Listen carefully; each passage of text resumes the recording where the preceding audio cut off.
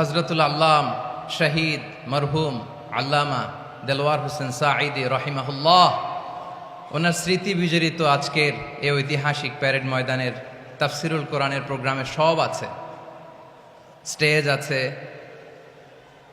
শ্রোতা আছে, প্যান্ডেল আছে, মিডিয়া কাভারেজ আছে, কিন্তু আমাদের কলিজার টুকটাটা আমাদের মাঝে নাই। আজকের এই প্রোগ্রামে আলোচক হয়ে এই চেয়ারে আমি না বসে ওই শ্রোতাদের কাতারে বসে যদি আমাদের আল্লামার নুরানি চেহারার দিকে তাকিয়ে ওয়াজ শুনতে পারতাম, আমাদের হৃদয়টা ঠান্ডা হয়ে যেত, আমাদের তৃষ্ণার্ত হৃদয় শান্ত হতো। সব আজকে আছে, কি যেন নাই, ঠিক কিনা বলেন? আল্লাহ তাআলা প্রতি 100 বছরে একজন মুজাদ্দিদ পাঠায়, প্রতি 100 বছরে একজন মুজাদ্দিদ, যিনি সমাজকে সংস্কার করেন। আল্লামা দেলওয়ার হোসেন সাঈদী রহিমাহুল্লাহ ছিলেন তেমন একজন মুজাদ্দিদ। চিৎকার করে বলেন ঠিক কিনা? উনি শিরক বিদআতের আস্তানাকে তছনছ করে দিয়েছেন, তাওহীদের বাণীকে সমুন্নত করেছেন, গণমানুষের কাছে তাফসিরুল কোরআনকে জনপ্রিয় করেছেন। আজীবন আজীবন তিনি ইসলামকে বিজয়ী শক্তি হিসেবে দেখার স্বপ্ন দেখতেন।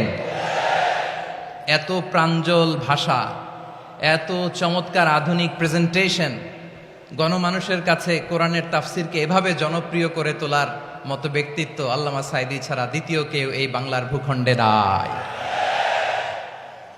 এই যে তাফসিরুল কোরআন, এই যে টার্মিনোলজি, এই টার্মটাই উনি আসলে জনপ্রিয় করেছেন। আমরা আগে জানতাম না যে এভাবে তাফসির করা যায়, এভাবে scientific indications of the Holi কোরআনকে মানুষের কাছে পেশ করা যায়, এভাবে এত জীবন ঘনিষ্ঠ করে, এত ইন্টারেক্টিভ করে কোরআনের কথাগুলো মানুষের কাছে উপস্থাপন করা যায়। উনি অন্যায়ের বিরুদ্ধে সবসময় সোচ্চার ছিলেন, প্রতিবাদী কণ্ঠস্বর ছিলেন। ওনার আলোচনা শুনলে দেহের রক্ত টকবক করে ফুটতে থাকতো। আল্লাহু আকবার, আল্লাহু আকবার, আল্লাহু আকবার। He was a strong mouthpiece of Islamic revivalism. Islamic জাগরণের স্ট্রং মাউথপিস ছিলেন আল্লামা সাঈদী রাহিমাহুল্লাহ। অনেক দোয়া পেয়েছেন, আমরা পড়েছি, এমন জীবন তুমি করিবে গঠন, মরণে হাসিবে তুমি, কাঁদিবে ভুবন। গোটা বিশ্বকে তিনি কাঁদিয়েছেন। আল্লামা যখন ইন্তেকাল করলেন, আমি তখন মালয়েশিয়া থেকে যুক্তরাষ্ট্রে একটা কনফারেন্সে যোগ দিতে যাচ্ছি, কাতার এয়ারলাইন্সে। মালয়েশিয়া থেকে দোহাতে নামলাম। দোহায় যখন আমার ট্রানজিট, তখন শুনতে পেলাম যে আল্লামা বিদায় নিয়েছেন। সোশ্যাল মিডিয়ায় শুনে বিশ্বাস করতে পারলাম না। মুহূর্তের মধ্যেই মাসুদ সাঈদী ভাইকে মেসেজ করলাম, উনি কোনো উত্তর দিতে পারলেন না। মাসুদ ভাইয়ের সাথে যখন কোলাকুলি করি, আমাদের শামীম ভাইয়ের সাথে যখন কোলাকুলি করি, মনে হচ্ছে আল্লামা সাঈদীর ঘ্রাণ পাই। শরীরটা লিটারালি কাঁপছিল, নিজেকে মানাতে পারছিলাম না, বিশ্বাস করতে পারছিলাম যে আসলে আল্লামা বিদায় নিয়েছেন। ইন দ্য মিন টাইম আমার সেকেন্ড ফ্লাইট, দোহা টু নিউ ইয়র্ক, 12 ঘন্টার ফ্লাইটে উঠলাম। ইন্টারনেট থেকে বিচ্ছিন্ন হলাম। নামার পরে শুনলাম আল্লাহু আকবার, যেখানে ওনাকে কবরস্থ করার কথা ছিল সেখানেও কবর দিতে দেয়া হয় নাই। ছবিগুলো দেখতে লাগলাম, হাসিমাখা মুখ, হাসিমাখা নিথর দেহটা, মরণে হাসিবে তুমি, কাঁদিবে ভুবন। From east to west, from north to south, the entire globe, গোটা বিশ্ব ওনার জন্য কেঁদেছে, গোটা বিশ্ব কেঁদেছে। কাবার গিলাফ ধরে ধরে মানুষ চিৎকার করেছে। এর চেয়ে শ্রেষ্ঠ মৃত্যুকার হতে পারে? আমাদের আল্লামার আর কি পাওয়ার ছিল বলেন? আর কি পাওয়ার ছিল? কুল্লু নাফসিন যায়িকাতুল মাউত, যারাই দুনিয়াতে আসবে তারা ইন্তেকাল করবে, এটা আমরা মেনে নেই, এটা আমরা জানি। কিন্তু অবাক করা বিষয় হচ্ছে আমরা আজও জানি না আমাদের আল্লামার মৃত্যু কি স্বাভাবিক হয়েছে নাকি এটা পরিকল্পিত মেডিকেল কিলিং ছিল। এটা যে পরিকল্পিত মেডিকেল কিলিং ছিল এটা ধারণা করার পেছনে অনেক কারণ আছে। তিনি আধিপত্যবাদের বিরুদ্ধে সোচ্চার ছিলেন, ফ্যাসিবাদের বিরুদ্ধে সোচ্চার ছিলেন, রাজনৈতিক প্রতিহিংসার শিকার ছিলেন। এজন্য এটা মেডিকেল কিলিং হতে পারে এ ধারণা আমরা করতেই পারি। আওয়াজ করে বলেন ঠিক কিনা? যেই সময়টা আমরা কাটাচ্ছি এত সুন্দর সময় বাংলাদেশ আর পাবে না। আমাদের জন্মের পর থেকে এরকম চমৎকার সময় আমরা পাই নাই, এটাই আসল সময়। আমরা ইন্টারিম গভর্নমেন্টের কাছে দাবি জানাই উচ্চতর তদন্ত কমিটি করে এটা কি হত্যাকাণ্ড ছিল নাকি স্বাভাবিক মৃত্যু ছিল, এই রিপোর্ট গণমানুষের কাছে প্রচার করে জানাতে হবে। এই দাবির সাথে কি সবাই আপনারা একমত? কারা কারা একমত হাত তুলে দেখান।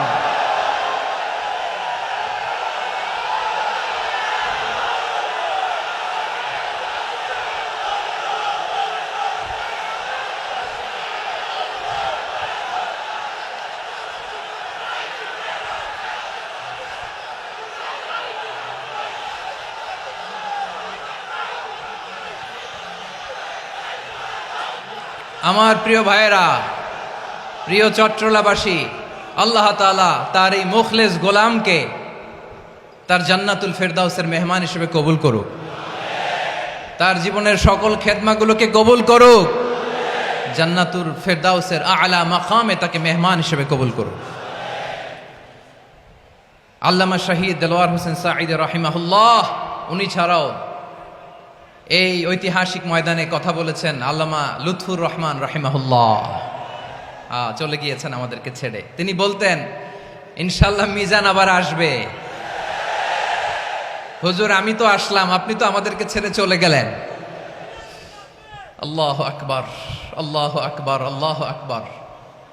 গলায় কোনো সুর ছিল না, সুর দিয়ে কথা বলতেন না, কিন্তু এত চমৎকার শব্দের বুনন, এত চমৎকার প্রেজেন্টেশন, এত চমৎকার ভাবে ঐতিহাসিক বর্ণনাগুলো তিনি উপস্থাপন করতেন। মন্ত্রমুগ্ধ হয়ে আমরা আল্লামা লুৎফুর রহমানের কথা শুনেছি। আমরা হযরতুল আল্লাম লুৎফুর রহমান রাহিমাহুল্লাহর জন্য এই বিশাল ময়দান থেকে দোয়া করছি, আল্লাহ তাআলা তুমি তোমার এই খাদেমকে জান্নাতের মেহমান হিসেবে কবুল করে নাও।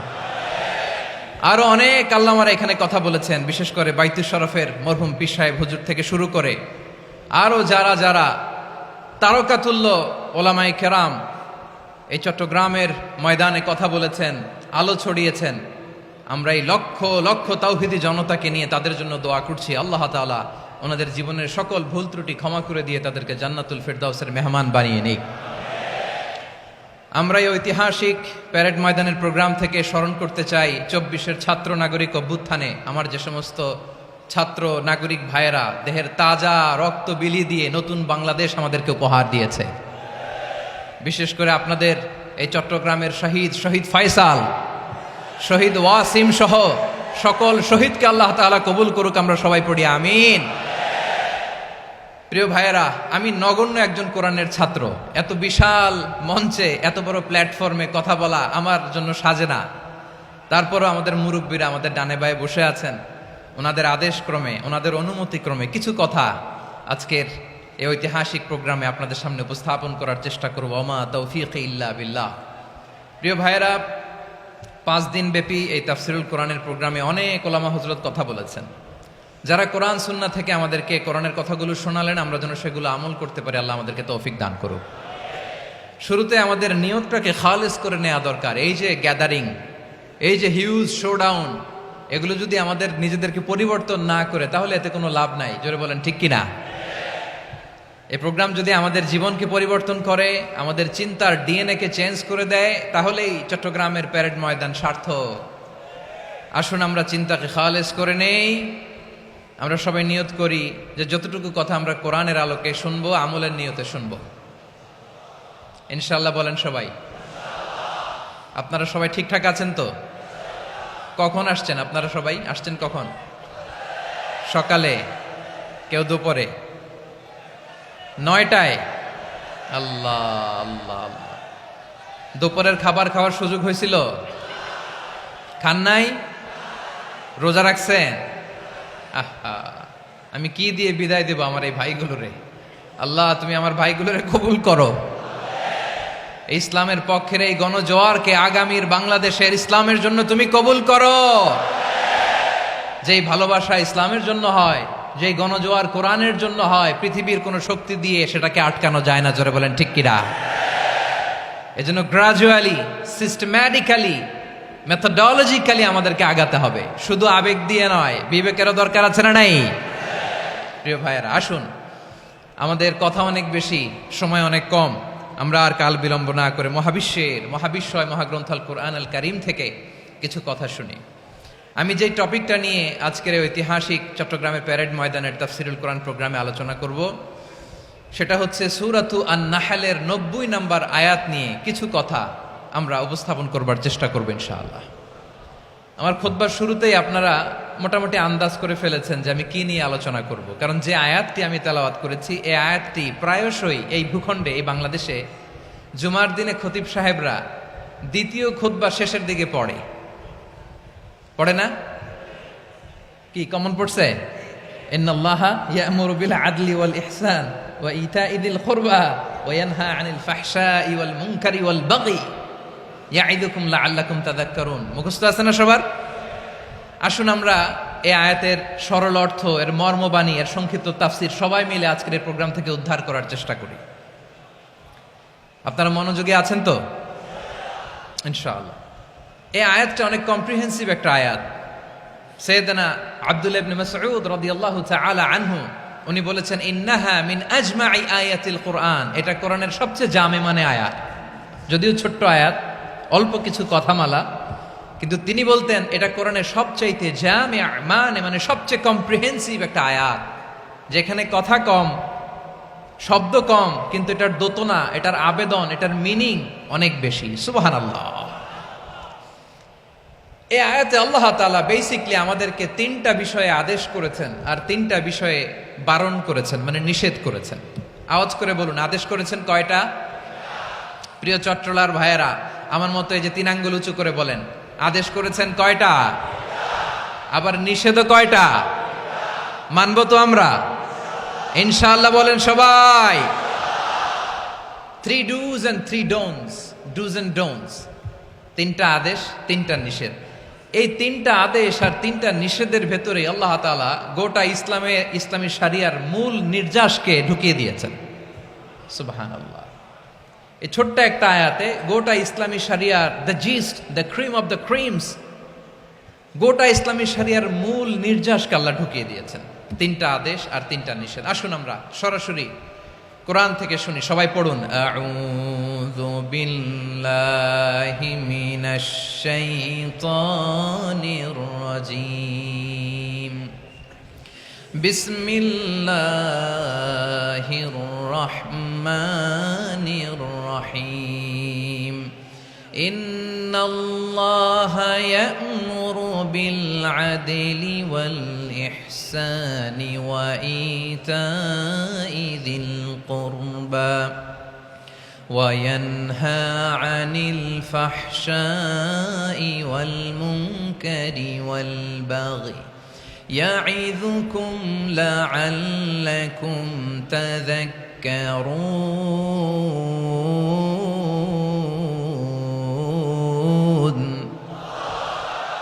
আল্লাহ তাআলা ইরশাদ করছেন, ইন্নাল্লাহা ইয়া'মুরু বিল আদলি ওয়াল ইহসান। নিশ্চয় আল্লাহ তাআলা তোমাদেরকে ন্যায় বিচারের আদেশ দেন, সদাচরণের আদেশ দেন, নিকটাত্মীয়দেরকে দানের আদেশ দেন। আদেশ কয়টা? আওয়াজ করে সবাই বলুন তো কয়টা? নিশ্চয় আল্লাহ তাআলা তোমাদেরকে ন্যায় বিচারের আদেশ দেন, সদাচরণের আদেশ দেন, তিনি তোমাদের নিকটাত্মীয়দেরকে দানের আদেশ দেন, আর তিনি তোমাদেরকে অশ্লীলতা থেকে নিষেধ করেন, মন্দ কাজ থেকে নিষেধ করেন, অবাধ্যতা সীমা লঙ্ঘন থেকে নিষেধ করেন। তিনি তোমাদেরকে উপদেশ দেন যাতে তোমরা শিক্ষা গ্রহণ করো। সুবহানাল্লাহ। উপদেশ দিচ্ছে স্বয়ং কে? তিনটা জিনিসের আদেশ। ইয়ামুরু বিল আদল, সুবিচার ন্যায় বিচারের আদেশ তিনি দেন। ইহসানের আদেশ দেন, যাতে আমরা ইহসান করি, একে অপরের প্রতি সুবিচার করি, মহানুভবতা দেখায়, অনুগ্রহ দেখায়, আর নিকট আত্মীয়দেরকে যেন আমরা দান করি। এই তিনটা আদেশ তিনি দিয়েছেন। আর কোন তিনটা জিনিস থেকে তিনি বারণ করেছেন? অশ্লীলতা, ফাহশা, মুনকার, মানে সব মন্দ আর অসৎ কাজ, এগুলো থেকে তিনি আমাদেরকে বারণ করেন। ওয়াল বাগি, অবাধ্যতা, সীমা লঙ্ঘন, এই তিনটা কাজ থেকে তিনি আমাদেরকে বারণ করেন। তিনি আমাদেরকে উপদেশ দেন, স্বয়ং আল্লাহ তাআলা আমাদেরকে উপদেশ দেন, যাতে করে আমরা শিক্ষা গ্রহণ করি। সুবহানাল্লাহ পড়ে। তাহলে আসুন আমরা ধরে ধরে একটা একটা করে সামনের দিকে আগাই। আল্লাহ তাআলা প্রথমে আমাদেরকে আদেশ দিয়েছেন আদালের। ইন্নাল্লাহা ইয়া'মুরু বিল আদল। আওয়াজ করে বলুন আল আদাল। সবাই পড়ুন আল আদাল। আমরা উর্দু জানি, হিন্দি জানি, অনেকে ইংরেজিও জানি, কিন্তু আরবি শব্দগুলো আমাদের মুখ দিয়ে বেরোতে চায় না। আওয়াজ করে বলুন আল আদাল। মাশাআল্লাহ। ইন্নাল্লাহা ইয়া'মুরু বিল আদল। আল্লাহ তাআলা আমাদেরকে আদলের আদেশ দেন। আদল অনেকে না বুঝলেও আদালত শব্দটা বুঝবেন। আদালত, আদালত, আদালত বুঝেন না? যেখানে বিচার কার্যের ফয়সালা করা হয়, কোর্ট কাচারি আদালত, এটা তো ভেরি কমন। এটা শুনছেন না সবাই? আদালত, যেখানে ন্যায় বিচার হবে, সুশাসন হবে। কিন্তু ভাগ্যের কি নির্মম পরিহাস, ওখান থেকে মিথ্যা সাক্ষী দিয়ে মনমতো রায় দিয়ে দেয়া হয়। এগুলোর পরিবর্তন হওয়ার দরকার আছে না নাই?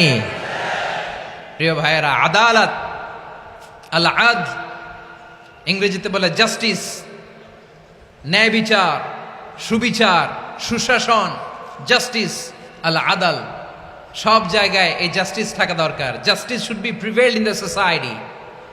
The mission of all prophet was to uphold the justice. সব নবীর মিশন ছিল এই জাস্টিসকে, আদালকে, সুশাসন আর সুবিচারকে নিশ্চিত করা। পড়েন সুবহানাল্লাহ। And the core message of every divine scripture was to uphold justice. পৃথিবীর সব আসমানি কিতাবের মূল শিক্ষা ছিল এই জাস্টিসকে সমাজে এনশিওর করা, সুবিচার, সুশাসনকে এনশিওর করা। তাহলে প্রিয় ভাইরা, আমরা বুঝতে পারলাম আল আদ শব্দের মানে হচ্ছে ইনসাফ বা সুবিচার বা ন্যায় বিচার। এটা হচ্ছে একটা general meaning, very general meaning. আপনি যদি ইন ডেপথ বুঝতে চান, আরো ভেতরে যান, তাহলে আদাল মানে হচ্ছে সমন্বয়, আদাল মানে হচ্ছে ভারসাম্য, ব্যালেন্স। আদাল মানে হচ্ছে মধ্যম পন্থা। সুবহানাল্লাহ পড়েন। কারণ সব সময় সমান সমান হইলেই সুবিচার হয় না। কথা কি বুঝতেছেন? ইসলামের দ্য কনসেপ্ট অফ আদাল, এটা এমন আদাল, এটা সব সময় সমান সমান নয়। যখন সমান সমান দেয়া দরকার, ইসলাম সমান সমান দেয়। যখন ব্যালেন্স করা দরকার, চেক এন্ড ব্যালেন্স, সমন্বয়, ভারসাম্য করা দরকার, তখন ইসলাম ভারসাম্য করে দেয়। এটার নাম আদাল। সুবহানাল্লাহ। সহজ করে আপনাদেরকে বুঝাই। যেমন ধরুন, একটা পরিবারের 3 জন সদস্য, স্বামী, স্ত্রী আর সন্তান। তাদের সকালবেলার ব্রেকফাস্টে, স্বামীর সকালের নাস্তায় স্বামীর 3টা রুটি লাগে, স্ত্রীর 2টা লাগে, আর সন্তানের 1টা রুটি লাগে। এখন আমি যদি সমান সমান করে আদল করতে চাই, সবাইকে যদি 3টা করে রুটি দেই, তাহলে স্বামী বেচারার জন্য ঠিক আছে? কি বলেন? কথা কি বুঝতেছেন না কষ্ট হয়ে যাচ্ছে? যদি সমান সমানের নিয়মে আগাই, তাহলে 3টা করে যদি রুটি দেই, স্বামীর জন্য ওকে, কিন্তু স্ত্রীর জন্য 1টা বেশি হয়ে যায়। আর সন্তানের জন্য কয়টা বেশি হয়?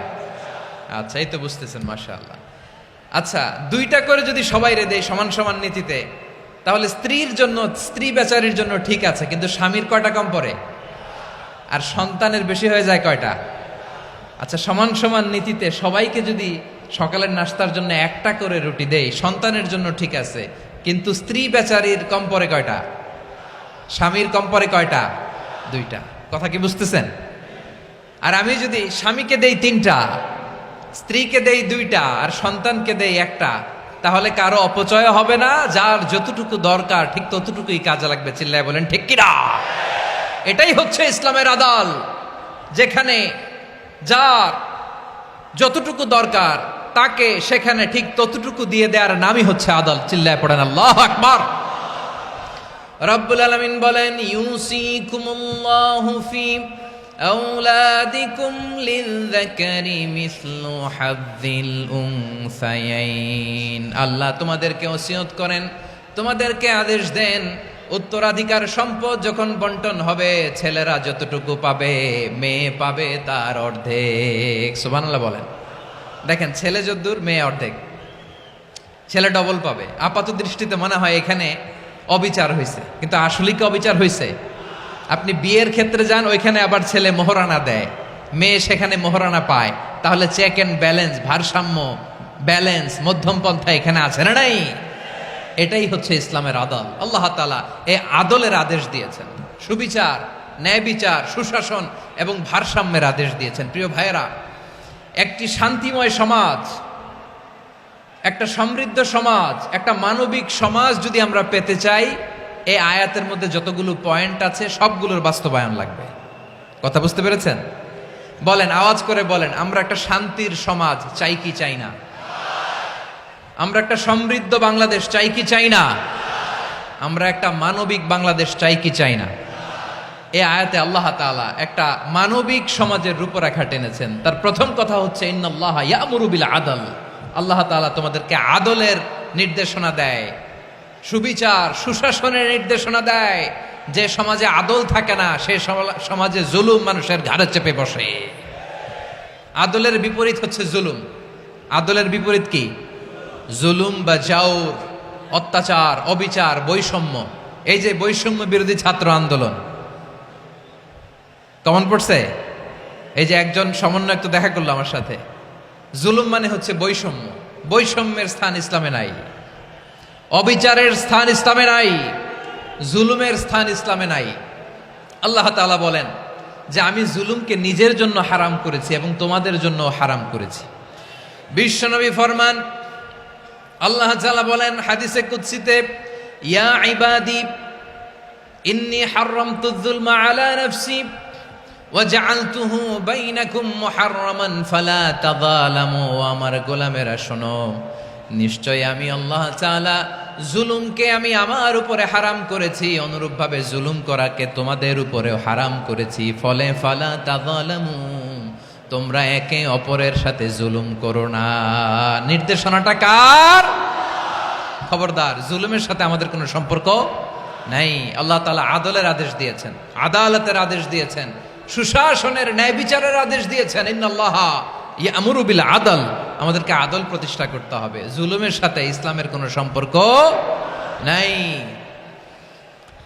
আল্লাহ তাআলা জালিমদের জন্য কঠিন শাস্তি প্রস্তুত করে রেখেছেন। যারা এই আদলকে ভুলণ্ঠিত, কখন রাত কিচ্ছু জানে না, কখন দিন কখন রাত কিছু জানে না, বছরের পর বছর কেটে গিয়েছে।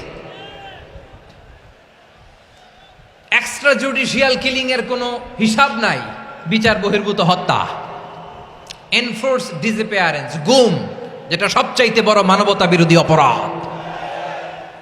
কত মানুষ যে গুম হয়েছে তার কোনো ইয়ত্তা নাই। যেই ফ্যামিলির সদস্য গুম হয়েছে তারা কি ওই লোকটার জন্য মাগফিরাতের দোয়া করবে নাকি সুস্বাস্থ্যের দোয়া করবে তারা নিজেরাও জানতো না, কারণ জানে না ও বেঁচে আছে না মরে গেছে। আহা, বিডিআর নওজোয়ানদের যারা ছাড়া পেল দেখলাম, বিনা অপরাধে, কোনো অন্যায় ছাড়া, অপরাধ ছাড়া তাদের জীবন থেকে, তাদের তারুণ্যের, তাদের যৌবনের 15 বছর, 16 বছর, 17 বছর নাই। 6 মাস বয়সের ছোট বাচ্চাকে রেখে জেলে গেছে। 6 মাসের মেয়ে বেরোয় দেখে মেয়ের বয়স 17 বছর। মেয়ে বাবারে চিনে না, বাবা মেয়েরে চিনে না। মেয়েকে এখন বিয়ে দিয়ে আরেক ছেলের হাতে তুলে দিবে। মেয়ের শৈশব বাবা দেখে নাই, মেয়ের কৈশোর বাবা দেখে নাই, মেয়ের তারুণ্য দেখে নাই। আরেক যুবককে দেখলাম 14 বছরের 14 দিনের সংসার, 2 সপ্তাহের সংসার শেষে জেলে গেছে। কত যুবকের যে স্ত্রী চলে গিয়েছে ফ্যামিলি ছেড়ে, কারণ জানে না তো কবে আসবে, কি হবে, কেউ জানতো না। দাম্পত্য জীবনের মাত্র 14 দিনের স্মৃতি, এই স্মৃতিকে আঁকড়ে ধরে এক বোন 16টা বছর, 17টা বছর কাটিয়ে দিয়েছে। আমি নিউজটা দেখে ভাবলাম, আমার এই বোনের প্রতিটি দিন কিভাবে কেটেছে, প্রতিটি রাত কিভাবে কেটেছে, প্রতিটি ক্ষণ কিভাবে কেটেছে। বিশ্বনবী বলেছেন, ইত্তাকি দাওয়াতাল মাজলুম ফাইন্না লাইসা বাইনাহু ওয়া বাইনাল্লাহি হিজাব। মাজলুমের কান্নাকে ভয় করো, কারণ মাজলুমের কান্না আর আল্লাহর মাঝে কোনো পর্দা থাকে না। আমরা আর এরকম কোন জুলুম বাংলাদেশে দেখতে চাই না, জোরে বলেন ঠিক কিনা? আর কেউ নতুন করে জালিম হোক আপনারা চান? আবার নতুন করে কেউ ফ্যাসিস্ট হোক আপনারা চান? এক দল আরেক দলকে নিশ্চিহ্ন করার রাজনীতিতে মেতে উঠুক এটা আপনারা চান? আমরা বাংলাদেশকে আদল দিয়ে সাজাতে চাই। আমরা এই 56,000 বর্গ মাইলের প্রতিটা ইঞ্চি মাটিকে কোরআনের আইন দিয়ে সাজাতে চাই। রাজি আছেন আপনারা? কারা কারা রাজি দেখান হাত তুলে আল্লাহকে।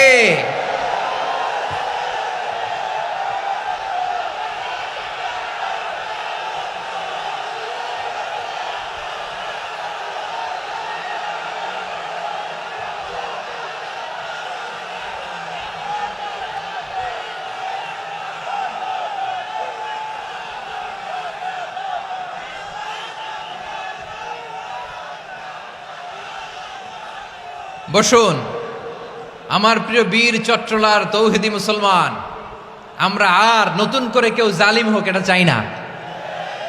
নতুন করে আবার কেউ ফ্যাসিস্ট হোক আমরা চাই না। এক দল আরেক দলকে নিশ্চিহ্ন করার রাজনীতি করুক আমরা চাই না। আমরা সুশাসনের বাংলাদেশ চাই। আমরা মানবিক বাংলাদেশ চাই। আমরা একটা সমৃদ্ধ বাংলাদেশ চাই। আমরা বিশ্বের বুকে সম্মান নিয়ে মাথা উঁচু করে দাঁড়াতে চাই, ঠিক কিনা বলেন? আল্লাহ বললেন এটা যদি তোমরা চাও, একটা সমৃদ্ধ সমাজ যদি বিনির্মাণ করতে চাও, মানবিক সমাজ যদি বিনির্মাণ করতে চাও, আমি তোমাদেরকে সেজন্য প্রথমে আদালতের নির্দেশ দিলাম। ইন্নাল্লাহা ইয়া'মুরু বিল আদল, নিশ্চয় আল্লাহ তাআলা তোমাদেরকে ন্যায় বিচার সুশাসন এটার আদেশ দেন। সুবহানাল্লাহ। আদাল, ন্যায় বিচারের আদেশ আল্লাহ তাআলা কোরআনের বিভিন্ন আয়াতে দিয়েছেন। আল্লাহ তাআলা বলছেন ইন্নাল্লাহা ইয়া'মুরুকুম আন তুআদ্দুল আমানাতি ইলা আহলিহা ওয়া ইযা হাকামতুম বাইনান নাসি আন তাহকুমু বিল আদল ইন্নাল্লাহা নি'ম্মা ইয়া'iযুকুম বিহি ইন্নাল্লাহা কানা সামিআন বাসীরা। আল্লাহ তাআলা বললেন, আল্লাহ আদেশ দিচ্ছেন যে ব্যক্তি আমানতের হকদার তার হাতে তোমরা আমানত পৌঁছে দাও। আর যখন তোমরা বিচার কার্য করবে, বিচার ফয়সালা করবে, আদালতের সাথে করো। সুবহানাল্লাহ বলেন। ওয়া ইযা হাকামতুম বাইনান নাসি আন তাহকুমু বিল আদল, আদালতের সাথে করবা। আল্লাহ তাআলা বলেন যারা জাজ হবে, বিচারক হবে, তাদের যদি বাদী বিবাদীর কারো সাথে শত্রুতা থাকে, কারো সাথে যদি কোনো ধরনের রেষারেষি থাকে, আল্লাহ বলেন বিচার কার্য করতে যে ওই শত্রুতা রেষারেষির কারণে আদালতের বাইরে যে অবিচার করে বিচার করো না। ওয়ালা ইয়াজরিমান্নাকুম শানাআনু কওমিন আলা আল্লা তা'দিলু ই'দিলু হুয়া আকরাবু লিত্তাকওয়া ওয়াত্তাকুল্লাহা ইন্নাল্লাহা খাবীরুম বিমা তা'মালুন। খবরদার কোন জাতির প্রতি, কোন গোষ্ঠীর প্রতি, কোন গোত্রের প্রতি আক্রোশ যেন তোমাদেরকে ন্যায় বিচার থেকে দূরে সরিয়ে না দেয়, বরং আমি আল্লাহর আদেশ হলো ই'দিলু, তোমরা আদল করো, ন্যায় বিচার করো, সুবিচার করো, সুশাসন প্রতিষ্ঠা করো। হুয়া আকরাবু লিত্তাকওয়া, এটাই তাকওয়ার সবচেয়ে কাছাকাছি। সুবহানাল্লাহ বলেন। কোরআনের বিভিন্ন আয়াতে আল্লাহ তাআলা স্পেসিফিকলি ধরে ধরে বিচার করার সময় আমরা যেন আদল করি সেটা বলেছেন। কোরআনের কোন কোন জায়গায় আল্লাহ তাআলা এই আল আদল শব্দটা ব্যবহার করেছেন। আবার একই জিনিস ইনসাফ, সুবিচার, সুশাসন, ন্যায় বিচার, ন্যায় পরায়ণতা বুঝাতে আল্লাহ তাআলা কখনো কখনো আল কিসত শব্দটা ব্যবহার করেছেন। আওয়াজ করে সবাই বলুন আল কিসত। প্রিয় ভাইরা সবাই আওয়াজ করে আমার সাথে সাথে বলুন আল কিসত। আল্লাহ তাআলা বলেন ওয়া ইন হাকামতা ফাহকুম বাইনাহুম বিল কিসতি ইন্নাল্লাহা ইউহিব্বুল মুকসিতিন। যখন তুমি বিচার করবে, বিশ্বনবীকে উদ্দেশ্য করে অ্যাড্রেস করে বললেন, নবী হে, ইহুদিরা কোনো বিষয়ে মীমাংসার জন্য যদি আপনার দরবারে আসে, যদি বিচার করতে হয়, খবরদার অবিচার করবেন না, ফয়সালা যেটা করবেন কিসতের সাথে করবেন, ন্যায় পরায়ণতার সাথে করবেন, কারণ ইন্নাল্লাহা ইউহিব্বুল মুকসিতিন, নিশ্চয় আল্লাহ রাব্বুল ইজ্জাত ন্যায় পরায়ণশীলদেরকে বড্ড ভালোবাসেন। সুবহানাল্লাহ বলেন। ন্যায় পরায়ণ লোকদেরকে আল্লাহ তাআলা বড্ড ভালোবাসেন। অন্য আয়াতে আল্লাহ তাআলা বলছেন, وَنَضَعُ الْمَوَازِينَ الْقِسْطَ لِيَوْمِ الْقِيَامَةِ فَلَا تُظْلَمُ نَفْسٌ شَيْئًا, আমি কিয়ামতের দিন ন্যায় পরায়ণতার মানদণ্ড স্থাপন করব, যেটাকে আমরা মিজানের পাল্লা বলি। আল্লাহ বলেন ন্যায় বিচারের মানদণ্ড কিয়ামতের ময়দানে আমি আল্লাহ স্থাপন করব। সেদিন কারো প্রতি বিন্দু পরিমাণ, এক চুল পরিমাণ অবিচার করা হবে না, কোনো অবিচার করা হবে না। সেদিন সুশাসন হবে, সুবিচার হবে, ন্যায় পরায়ণতার সাথে বিচার হবে। আওয়াজ করে পড়েন আল্লাহু আকবার। তাহলে প্রিয় ভাইরা, যে তিনটি বিষয়ে আল্লাহ তাআলা আমাদেরকে আদেশ দিয়েছেন, তার প্রথমটা হচ্ছে আদালত, ইনসাফ, সুবিচার, ন্যায় বিচার। এটা আমরা চাই কি চাই না? বিশ্বনবী ন্যায় বিচার, ন্যায় পরায়ণতা, সুশাসন প্রতিষ্ঠিত করেন কি করেন নাই? আপনারা বিশ্বনবীর সিরাত যারা পড়েছেন, আপনি দেখবেন বিশ্বনবীর সিরাতের পরতে পরতে, বাঁকে বাঁকে, সিরাতের বাঁকে বাঁকে এই আদালতের নমুনা মেলে। সুবহানাল্লাহ বলেন। ছোট্ট একটা নমুনা রাসূল সাল্লাল্লাহু আলাইহি ওয়াসাল্লামের আসসিরা আল আতরা থেকে ছোট্ট একটা নমুনা আপনাদের খেদমতে এখানে উপস্থাপন করি। বিশ্বনবী সাল্লাল্লাহু আলাইহি ওয়াসাল্লাম মক্কা বিজয় করলেন ৮ম হিজরিতে। মক্কা বিজয় শেষে তিনি কয়েক সপ্তাহ মক্কাতে অবস্থান করলেন। ইন দ্য মিন টাইম মক্কার একটা ভেরি প্রেস্টিজিয়াস এন্ড ডিগনিফাইড ফ্যামিলির নারী চুরিতে ধরা পড়ল। কিসে ধরা পড়ল? সবাই বলেন কিসে? আমাদের সমাজে আসেনি এটা? আছে? ছোট না বড়? হ্যাঁ, হিসাব করে শেষ করা যায় না। ৩.৫ লাখ কোটি টাকা নাই উন্নয়ন প্রকল্পের নামে। উন্নয়ন প্রকল্পের নামে ৩.৫ লাখ কোটি টাকা নাই। ৩.৫ লাখ কোটি টাকা লিখতে পারবেন আপনি? এক টানে লিখতে পারবেন? বুঝতেছেন কত বড় সংখ্যা?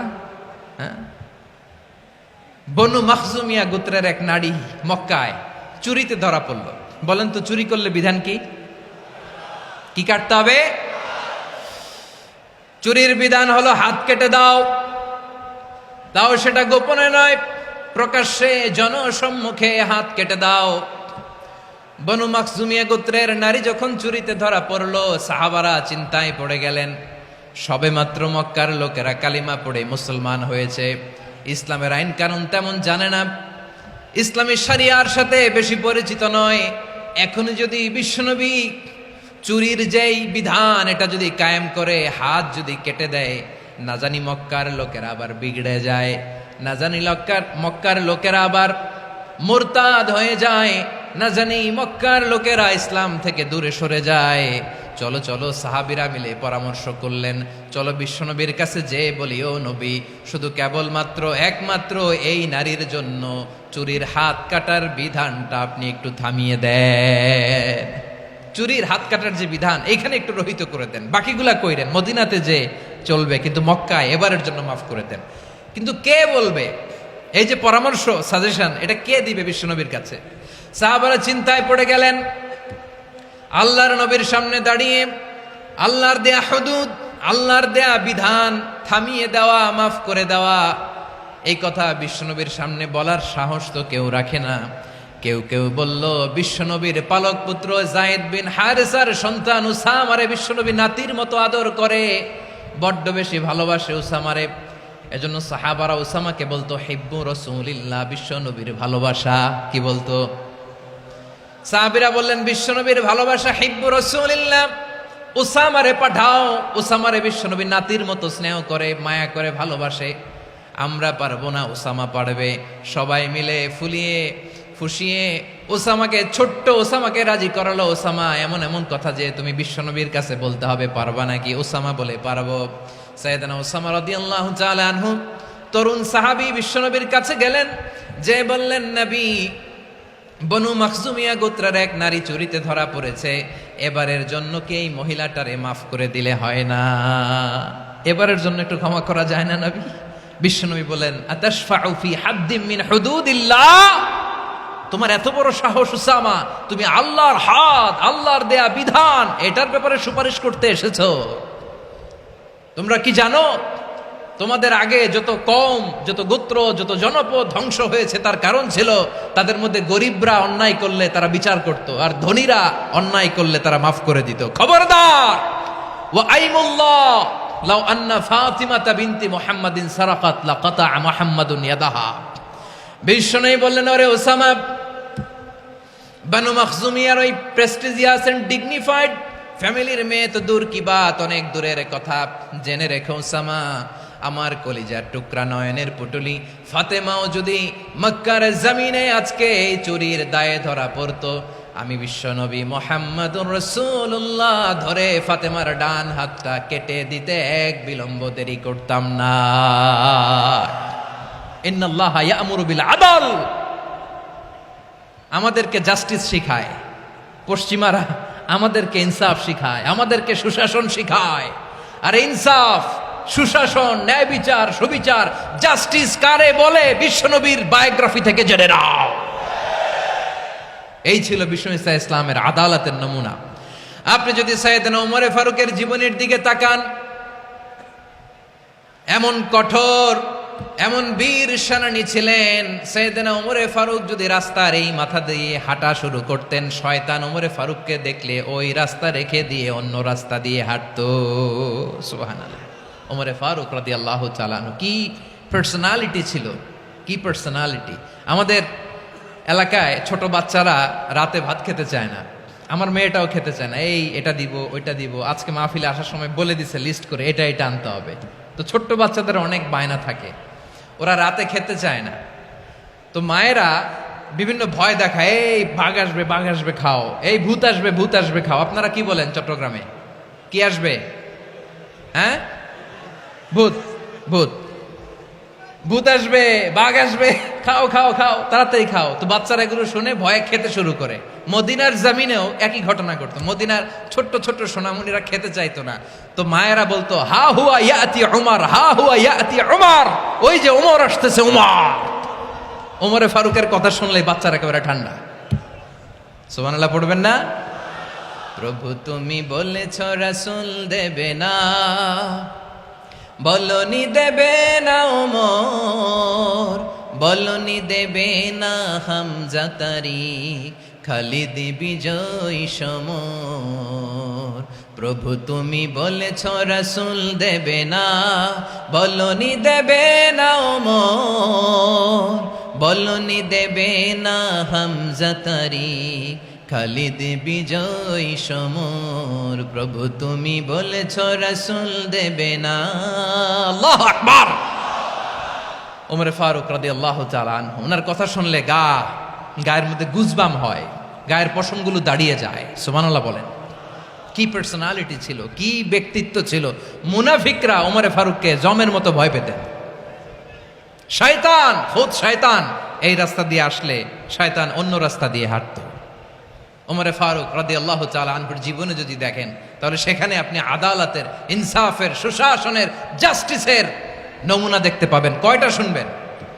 সাইয়েদনা ওমর ফারুকের রাদিয়াল্লাহু তাআলা আনহুর সন্তান আব্দুর রহমান মিশরে মদ খেয়ে মদ্যপ অবস্থায় ধরা পড়েছে। মদ খাওয়ার কারণে, মদ যদি কেউ পান করে আর যদি প্রমাণিত হয়, তার বিচার হলো 80 বেত। আওয়াজ করে বলেন কয় বেত? বাংলাদেশেও তো এই আইন আছে নাকি? বাংলাদেশে আছে? হ্যাঁ, মদ খাইলে 80 বেত, এই আইন বাংলাদেশে চালু হোক। আমরা চাই কি চাই না? চাই সবাই। এজন্যই তো ইসলাম ভাল লাগে না। ইসলামকে ভাল লাগে না। ইসলামকে আউট করে রাখতে পারলেই তো এরকম বড় বড় বোতল খাওয়া যায়।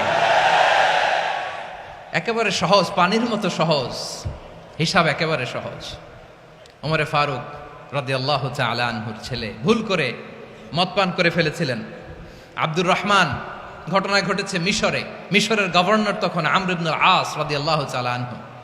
আব্দুর রহমানের ভাই যে গভর্নরকে বলল, গভর্নর যদি একটু দয়া করেন, খলিফার ছেলে আমার ভাই আব্দুর রহমান মদ্যপ অবস্থায় ধরা পড়েছে, জনসম্মুখে যদি আপনি বেত্রাঘাত করেন, আমাদের প্রেস্টিজ থাকে না, যদি আশিবেত আপনি মারেন, আমার কোনো কথা নাই, কিন্তু ঘরের ভেতরে মারেন।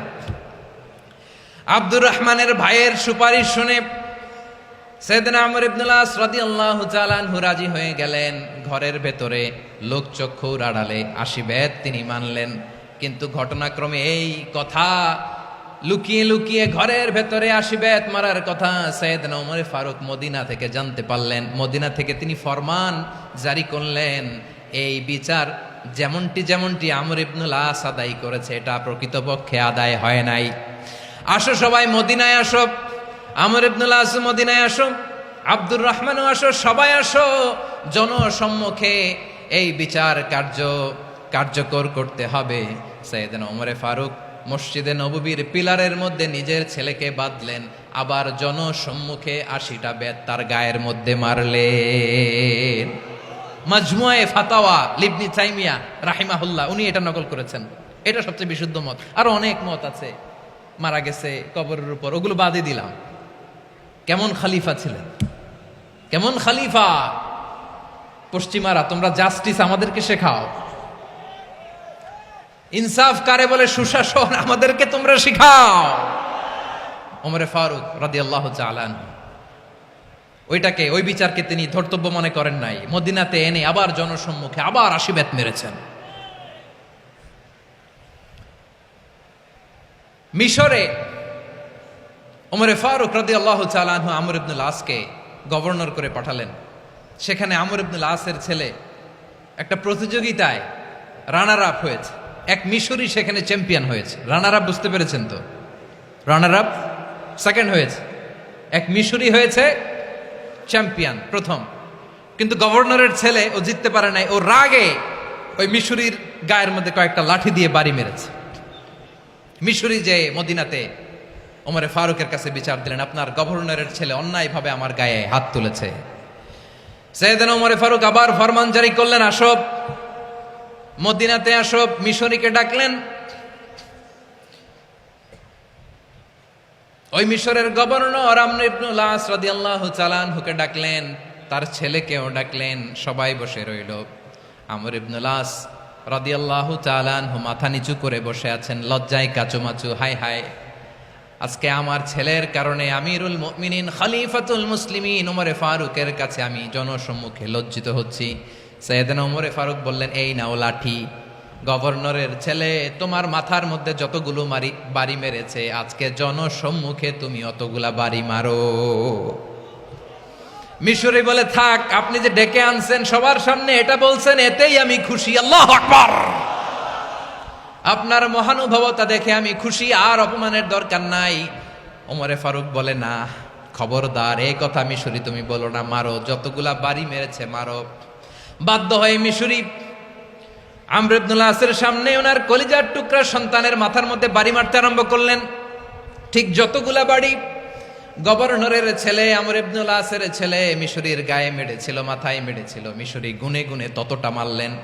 এই দৃশ্য দেখে ওমর ফারুক রেগে মেগে আগুন, রাগের চোটে রাগ সামলাতে না পেরে আর নিজেকে সামলাতে না পেরে মিশরিরে বললেন, ছেলেরে মারা শেষ হয়ে গেলে এবার বাবার টাক মাথার মধ্যে কয়েকটা বাড়ি মার।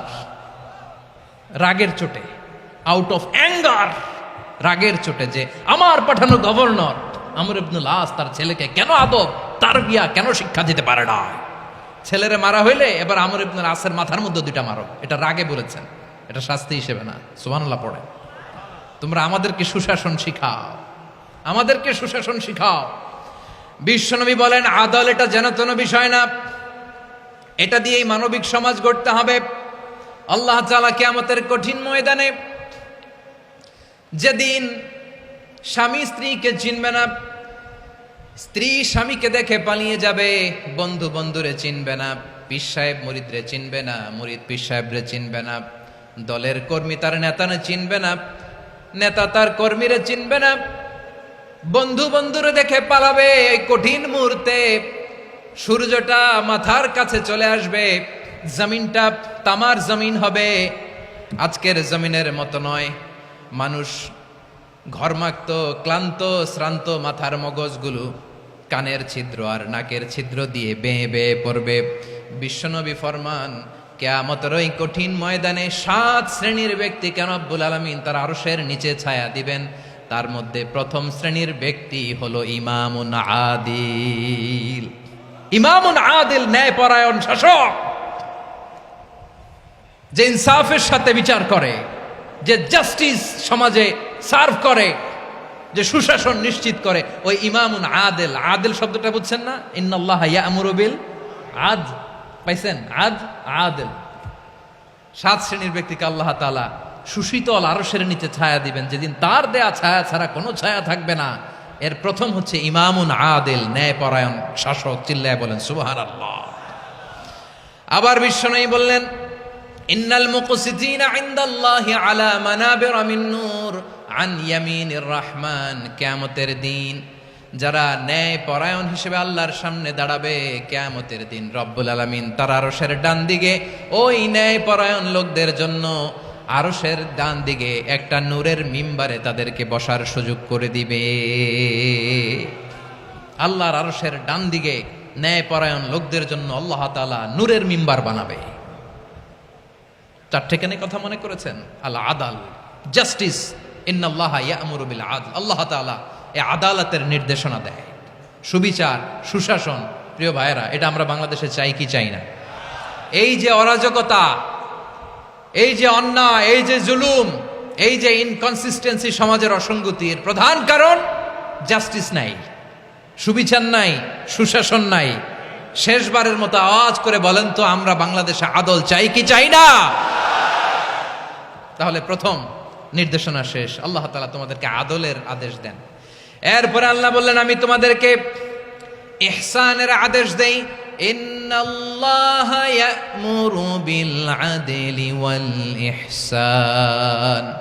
আমি তোমাদেরকে যেমনি আদলের নির্দেশনা দেই, তেমনি ভাবে তোমাদেরকে ইহসানের নির্দেশনা দেই। ইহসান, আওয়াজ করে সবাই বলেন তো ইহসান। সবাই বলেননি, সবাই বললে এতটুকু আওয়াজ হবে আমি বিশ্বাস করি না। আওয়াজ করে বলুন আল ইহসান। ইহসান মানে কারো প্রতি সফট হার্টেড হওয়া, মহানুভব হওয়া, অনুগ্রহ পরায়ণ হওয়া, অনুগ্রহশীল হওয়া, একে অপরের প্রতি দয়াদ্র হওয়া। একে অপরের প্রতি দয়াদ্র, অনুগ্রহশীল হওয়া ছাড়া মানবিক সমাজ কশিনকালেও গঠন করা সম্ভব না। প্রিয় ভাইয়েরা, সুন্দর আচরণ দিয়ে, ইহসান দিয়ে যা জয় করা যায়, নরম আচরণ দিয়ে যেটা অর্জন করা যায়, কঠোরতা দিয়ে সেটা পারা যায় না। বিষ্ণু ঈসা ইসলাম ইহসান দিয়ে, কোমল আচরণ দিয়ে, তার অনুগ্রহ দিয়ে তিনি অনেক কাফিরের হৃদয়কে জয় করে ফেলেছেন। সাইয়েদনা সুমামা ইবনে উসাল রাদিয়াল্লাহু তাআলা আনহুর কথা মনে পড়ে যায়। তিনি ছিলেন ইয়ামামার বাদশা। মদিনাতে বিশ্বনবীকে হত্যা করার নিয়তে এসেছিলেন। গোপনে গোপনে বিশ্বনবীকে হত্যা করে আবার ইয়ামামাতে তিনি ফিরে যাবেন। কিন্তু কি অবাক করা কাণ্ড, হত্যা করতে পারে নাই, সাহাবাদের হাতে তিনি ধরা পড়ে গেলেন। সাইয়েদনা সুমামা ইবনে উসাল রাদিয়াল্লাহু তাআলা আনহু হত্যার নিয়তে আসলেন, কিন্তু হত্যা করতে পারলেন না। সাহাবারা ওনাকে ধরে ফেললেন, ধরে মসজিদে নববীর পিলারের মধ্যে বেঁধে রাখলেন। সুমামা ইবনে উসাল, সিরাত থেকে শুনে, সিরাত থেকে শোনাচ্ছি, রাদিয়াল্লাহু তাআলা আনহু ইয়ামামার অধিপতি ছিলেন। ইয়ামামা বিশ্বনবীকে হত্যার জন্য আসছেন, ধরা পড়ে গেছেন, এখন মসজিদে নববীতে বেঁধে রাখছে, তার মানে বন্দী। এখন স্ট্যাটাস কি? বন্দী, ক্যাপটিভ। তো বিষ্ণু ঈসা ইসলাম সাহাবাদেরকে বললেন, তার খোঁজ খবর নিও, সুমামা ইবনে উসালের খোঁজ খবর নিও। সাহাবার বলেন, ইয়া রাসূলুল্লাহ, আপনাকে হত্যা করতে এসেছে, তার তো কঠিন ক্যাপিটাল পানিশমেন্ট হওয়া দরকার, কঠিন শাস্তি হওয়া দরকার। বিশ্বনবী বললেন, না, আমি যেটা জানি তোমরা সেটা জানো না, তোমরা সুমামার সাথে ভালো আচরণ করো। বিশ্বনবী সুমামার কাছে গেলেন। প্রথম দিন যে তিনি কালেমার দাওয়াত দিলেন, ইমানের দাওয়াত দিলেন, ইসলামের দাওয়াত দিলেন, রিসালাতের দাওয়াত দিলেন, আখিরাতের দাওয়াত দিলেন। পরের দিন যে বিশ্বনবী সালাতের দাওয়াত দিলেন, যাকাতের দাওয়াত দিলেন, ইসলাম কি, কিভাবে, কেমন করে পালন করতে হয় চমৎকার আর্টিকুলেট করতে শুরু করলেন। তন্ময় হয়ে সুমামা ইবনে উসাল রাদিয়াল্লাহু তাআলা আনহু বিশ্বনবীর কথাগুলো শুনতে আরম্ভ করলো। একদিন নয়, 2 দিন নয়, টানা 3 দিন বিশ্বনবী সুমামার কাছে ইসলামকে প্রেজেন্ট করেছেন, উপস্থাপন করেছেন। আওয়াজ করে বলেন, কয় দিন? তিন দিন মসজিদে নববীতে বাধা। আর সাহাবীদেরকে বললেন তার খোঁজ খবর নিও, তোমরা যে রুটি বানাও এর মধ্যে সবচেয়ে ভালো আটার রুটিটা তারে দিও, সবচেয়ে রিফাইন্ড খেজুর যেটা পিওর খেজুর এটা তারে দিও।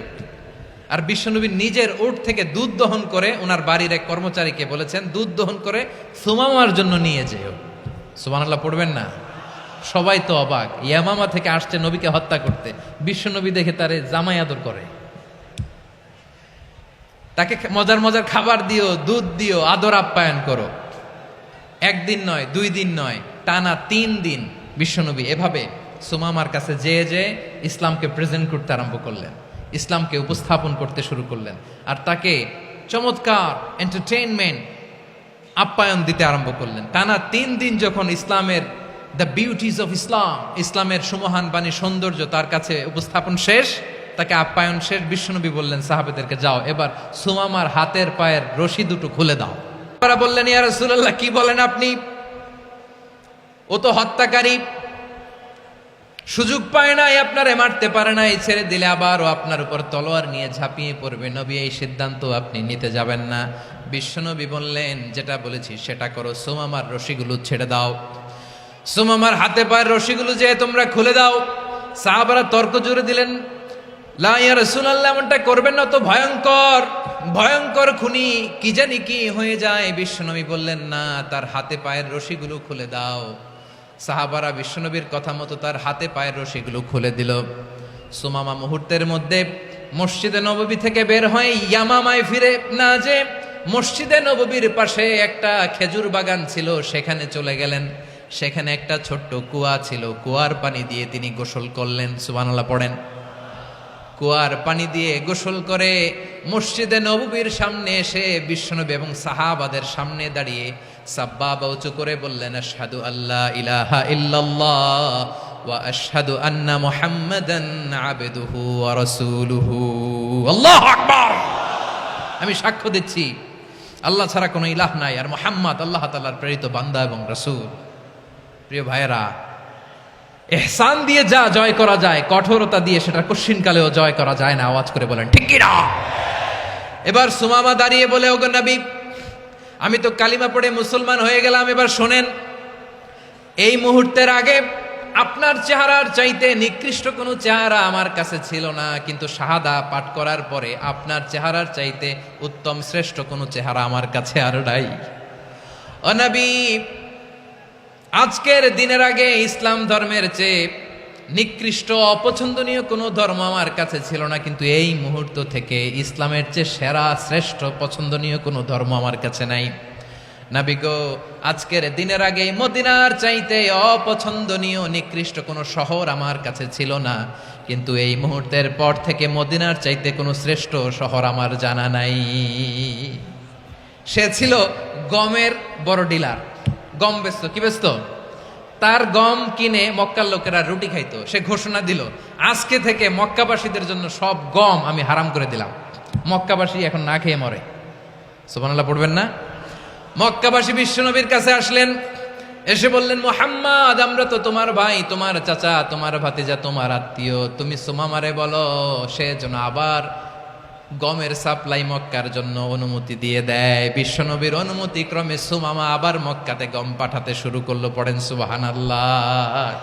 ইহসান, ইহসান দিয়ে আপনি যেটা জয় করতে পারবেন, you can win the heart of your enemies. ইহসান দিয়ে আপনি আপনার শত্রুর হৃদয়কে জয় করতে পারবেন। আওয়াজ করে বলেন ঠিক কি না? এজন্য আল্লাহ বললেন ওয়া আনফিকু ফি সাবিলিল্লাহি ওয়া লা তুলকু বিআইদিকুম ইলাত তাহলুকা ওয়া আহসিনু ইন্নাল্লাহা ইউহিব্বুল মুহসিনিন।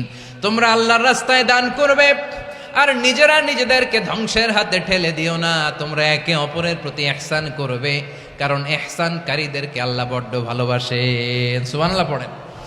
আবার সূরা রহমানে আল্লাহ বললেন হাল জাযাউল ইহসানি ইল্লাল ইহসান ফাবিআইয়ি আলা, সবাই পড়েন ফাবিআইয়ি আলাই রাব্বিকুমা তুকাযযিবান।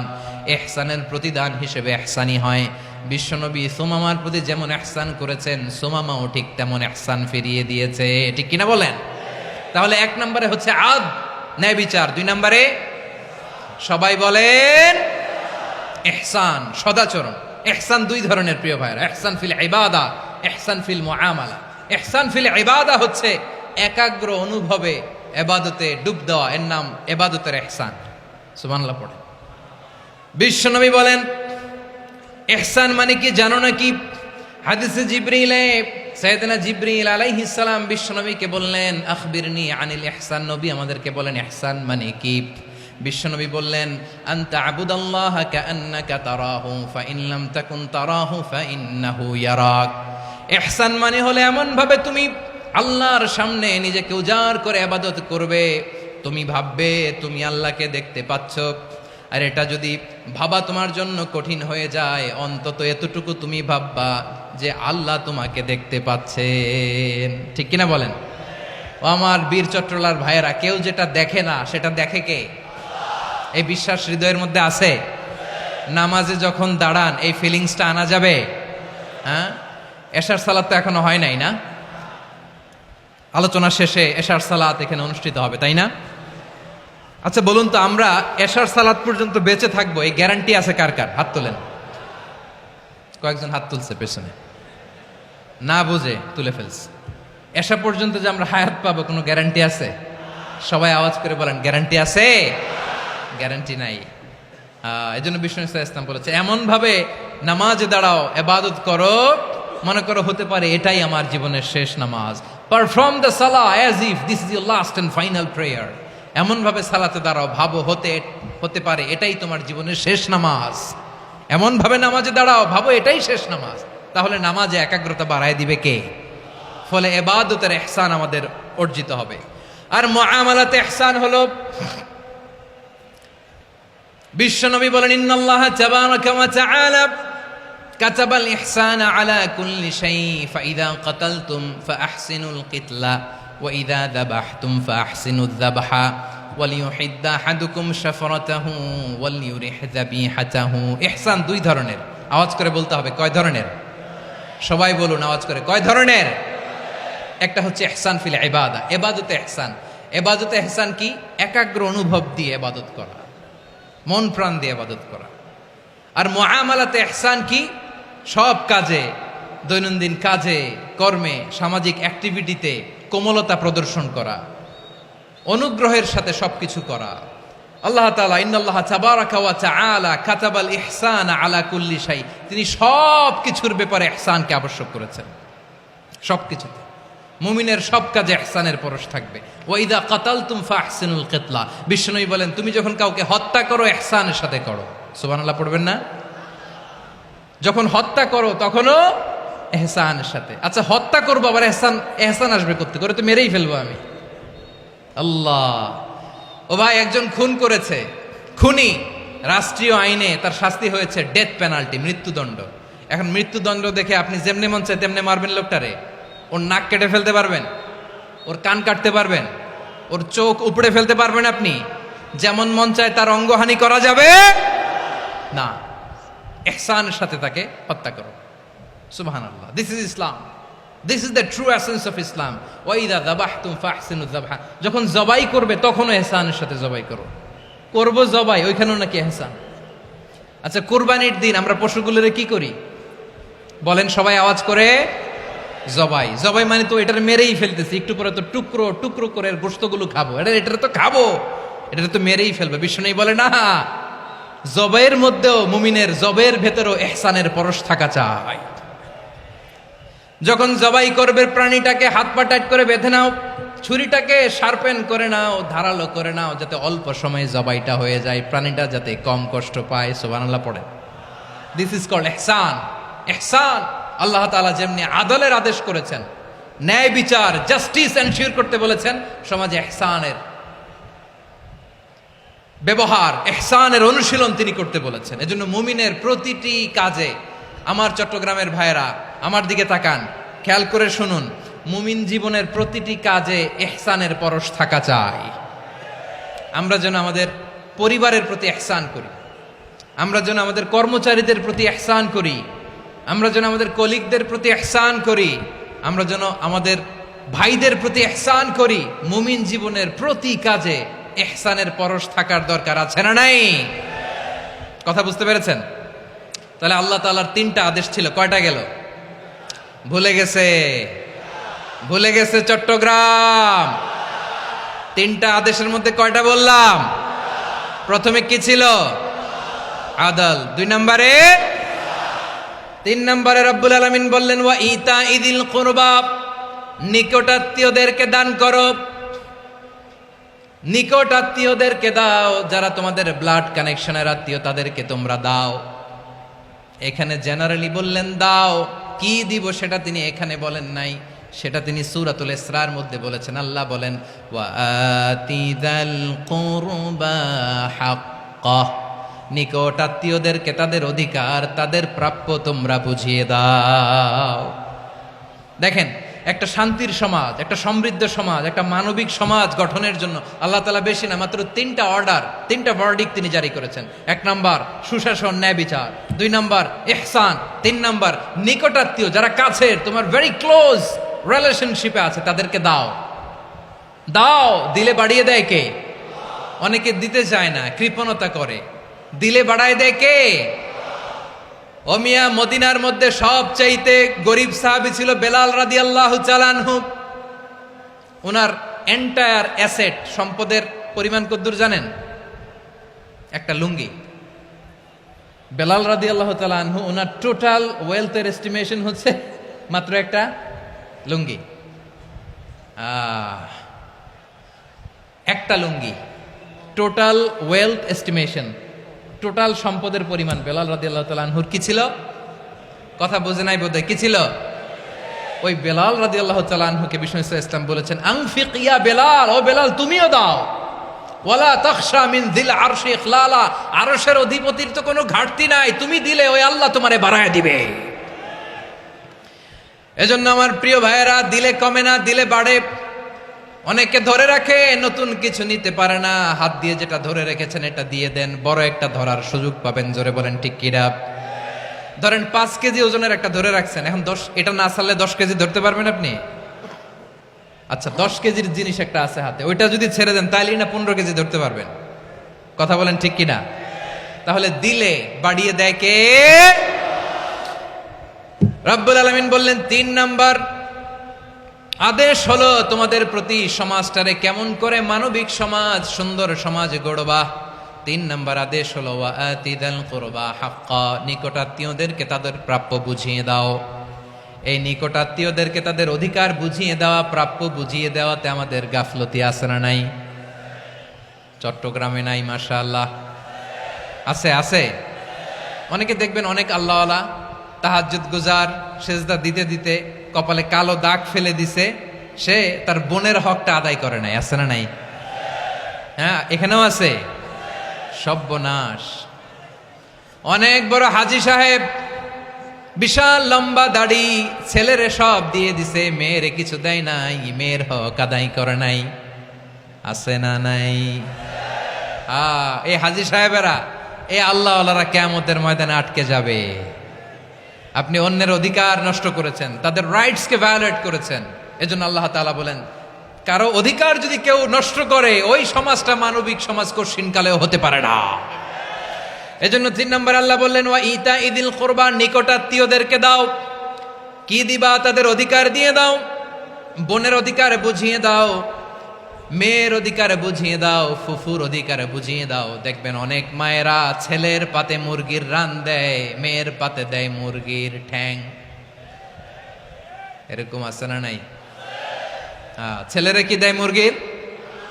মেয়ের পাতে কি দেয়? তো মেয়ের কি মুরগির রান খেতে মনে চায় না? মনে চায় না? এমনটা করা যাবে না।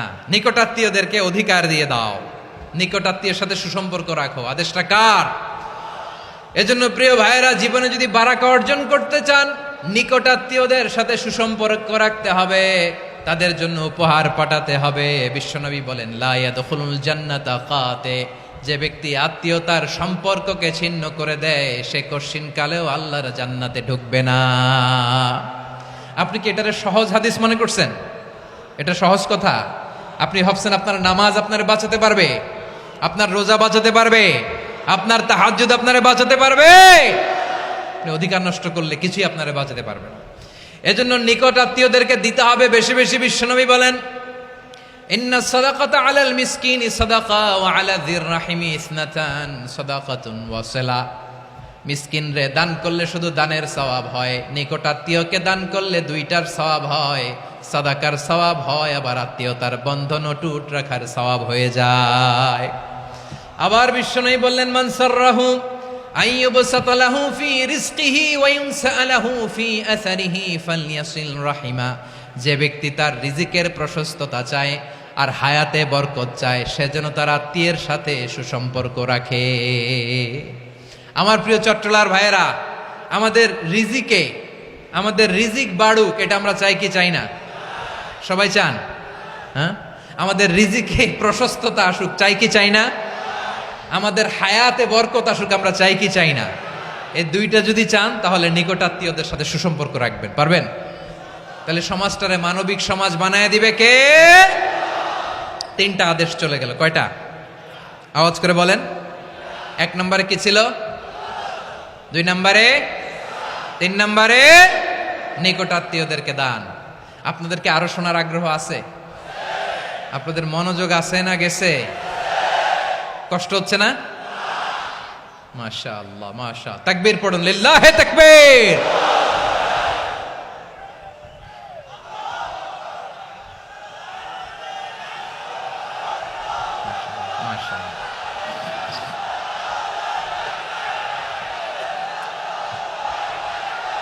আমার প্রিয় ভাইয়েরা, আল্লাহ তাআলা 3টা জিনিসের যেমনি আদেশ করেছেন, অনুরূপভাবে 3টা বিষয় তিনি বারণ করেছেন, নিষেধ করেছেন। ওগুলোর কাছেও যাওয়া যাবে।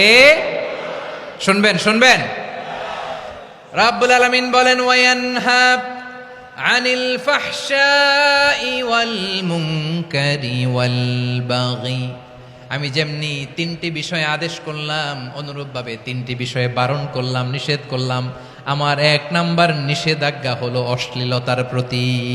ফাহশা, ওয়ায়ানহা আনিল ফাহশা। আল্লাহ তাআলা অশ্লীলতাকে নিষেধ করেছেন। কোন জিনিসকে?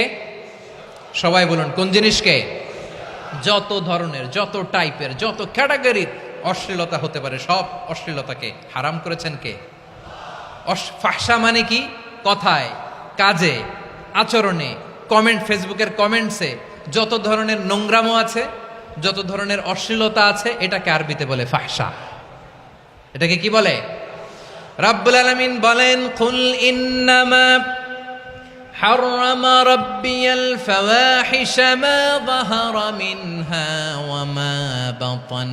ও নবী, আপনি বলে দেন, আমার রব প্রকাশ্য, অপ্রকাশ্য, স্পষ্ট কিংবা অস্পষ্ট, দৃশ্যমান কিংবা অদৃশ্যমান সব অশ্লীলতাকে হারাম করেছেন। সব ধরনের অশ্লীলতা হারাম, সব ধরনের। আল্লাহ তাআলা আমাদেরকে অশ্লীলতা থেকে বাঁচায়। অশ্লীলতা থেকে তিনি আমাদেরকে হেফাজত করুক, পড়েন আমিন। এবার বলেন, আমাদের সমাজে অশ্লীলতা আছে না নাই? চট্টগ্রামে নাই? আমি কই নাই, ওনারা বলে আছে। দেখছেন, আমি সামহাও বাঁচায় দেওয়ার ট্রাই করতেছি, ওনারা বলে আছে। অশ্লীলতা নানা ভাবে, নানা নামে, নানা মোড়কে আমাদের সমাজে আছে না নাই? সংস্কৃতির নামে, ফ্যাশনের নামে, বিনোদনের নামে, উপন্যাসের নামে, কনসার্টের নামে অশ্লীলতা আছে না নাই? আপনি দেখেছেন কনসার্টগুলোর অবস্থা?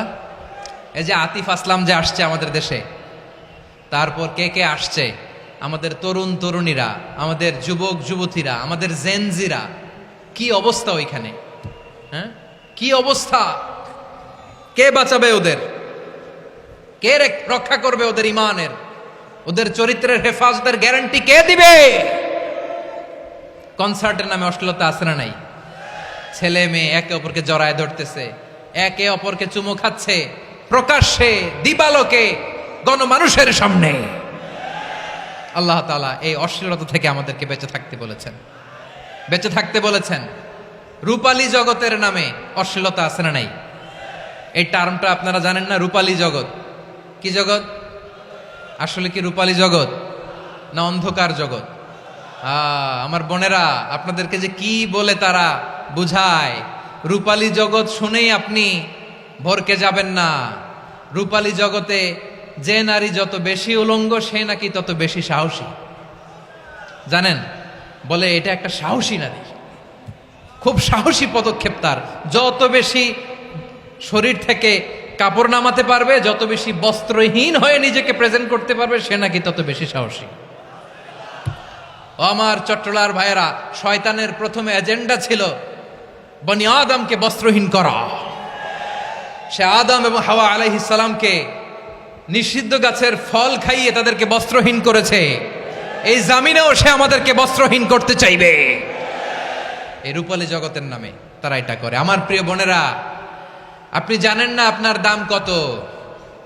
ওরা আপনাদেরকে বিজ্ঞাপনের সস্তা পণ্য বানাতে চায়।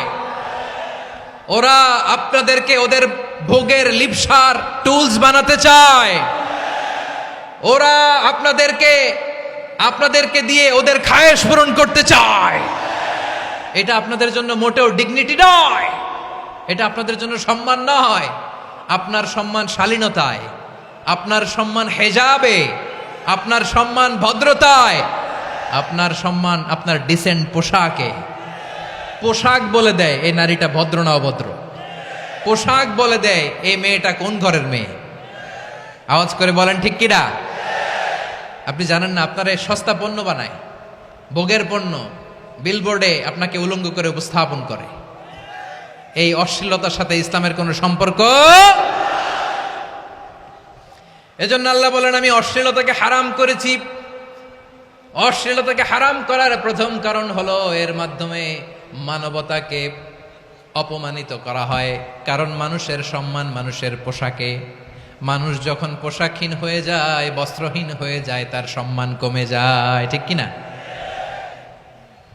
অশ্লীলতাকে হারাম করার প্রথম কারণ হচ্ছে মানুষ মানুষকে অপমান করে। একটা নারী, সে তো সম্মানিত। নারী যে কত সম্মানিত, নারীরা এটা বুঝেই নাই। বিশ্বনবী বলেন, আর দুনিয়া কুল্লুহা মাতা ওয়া খায়রু মাতা'আদ দুনিয়া আল মারআতুস সালিহা। আমার বোনেরা, 5টা প্যান্ডেলে আপনারা এলইডিতে আমার আলোচনা শুনছেন, আমি জানি। আপনাদের এই গর্ভ যে কত দামি আপনি জানেন না। আপনার পেট থেকেই আসবে আগামী দিনের সালাহুদ্দিন আল আইয়ুবী। আপনার পেট থেকেই আসবে অনাগত দিনের ইমাম মাহদী আল মুনতাজার। আপনার পেট থেকেই আসবে অনাগত দিনের ফয়সাল, ওয়াসিম, মুগ্ধ, আবু সাইদের মতো বীর যোদ্ধা।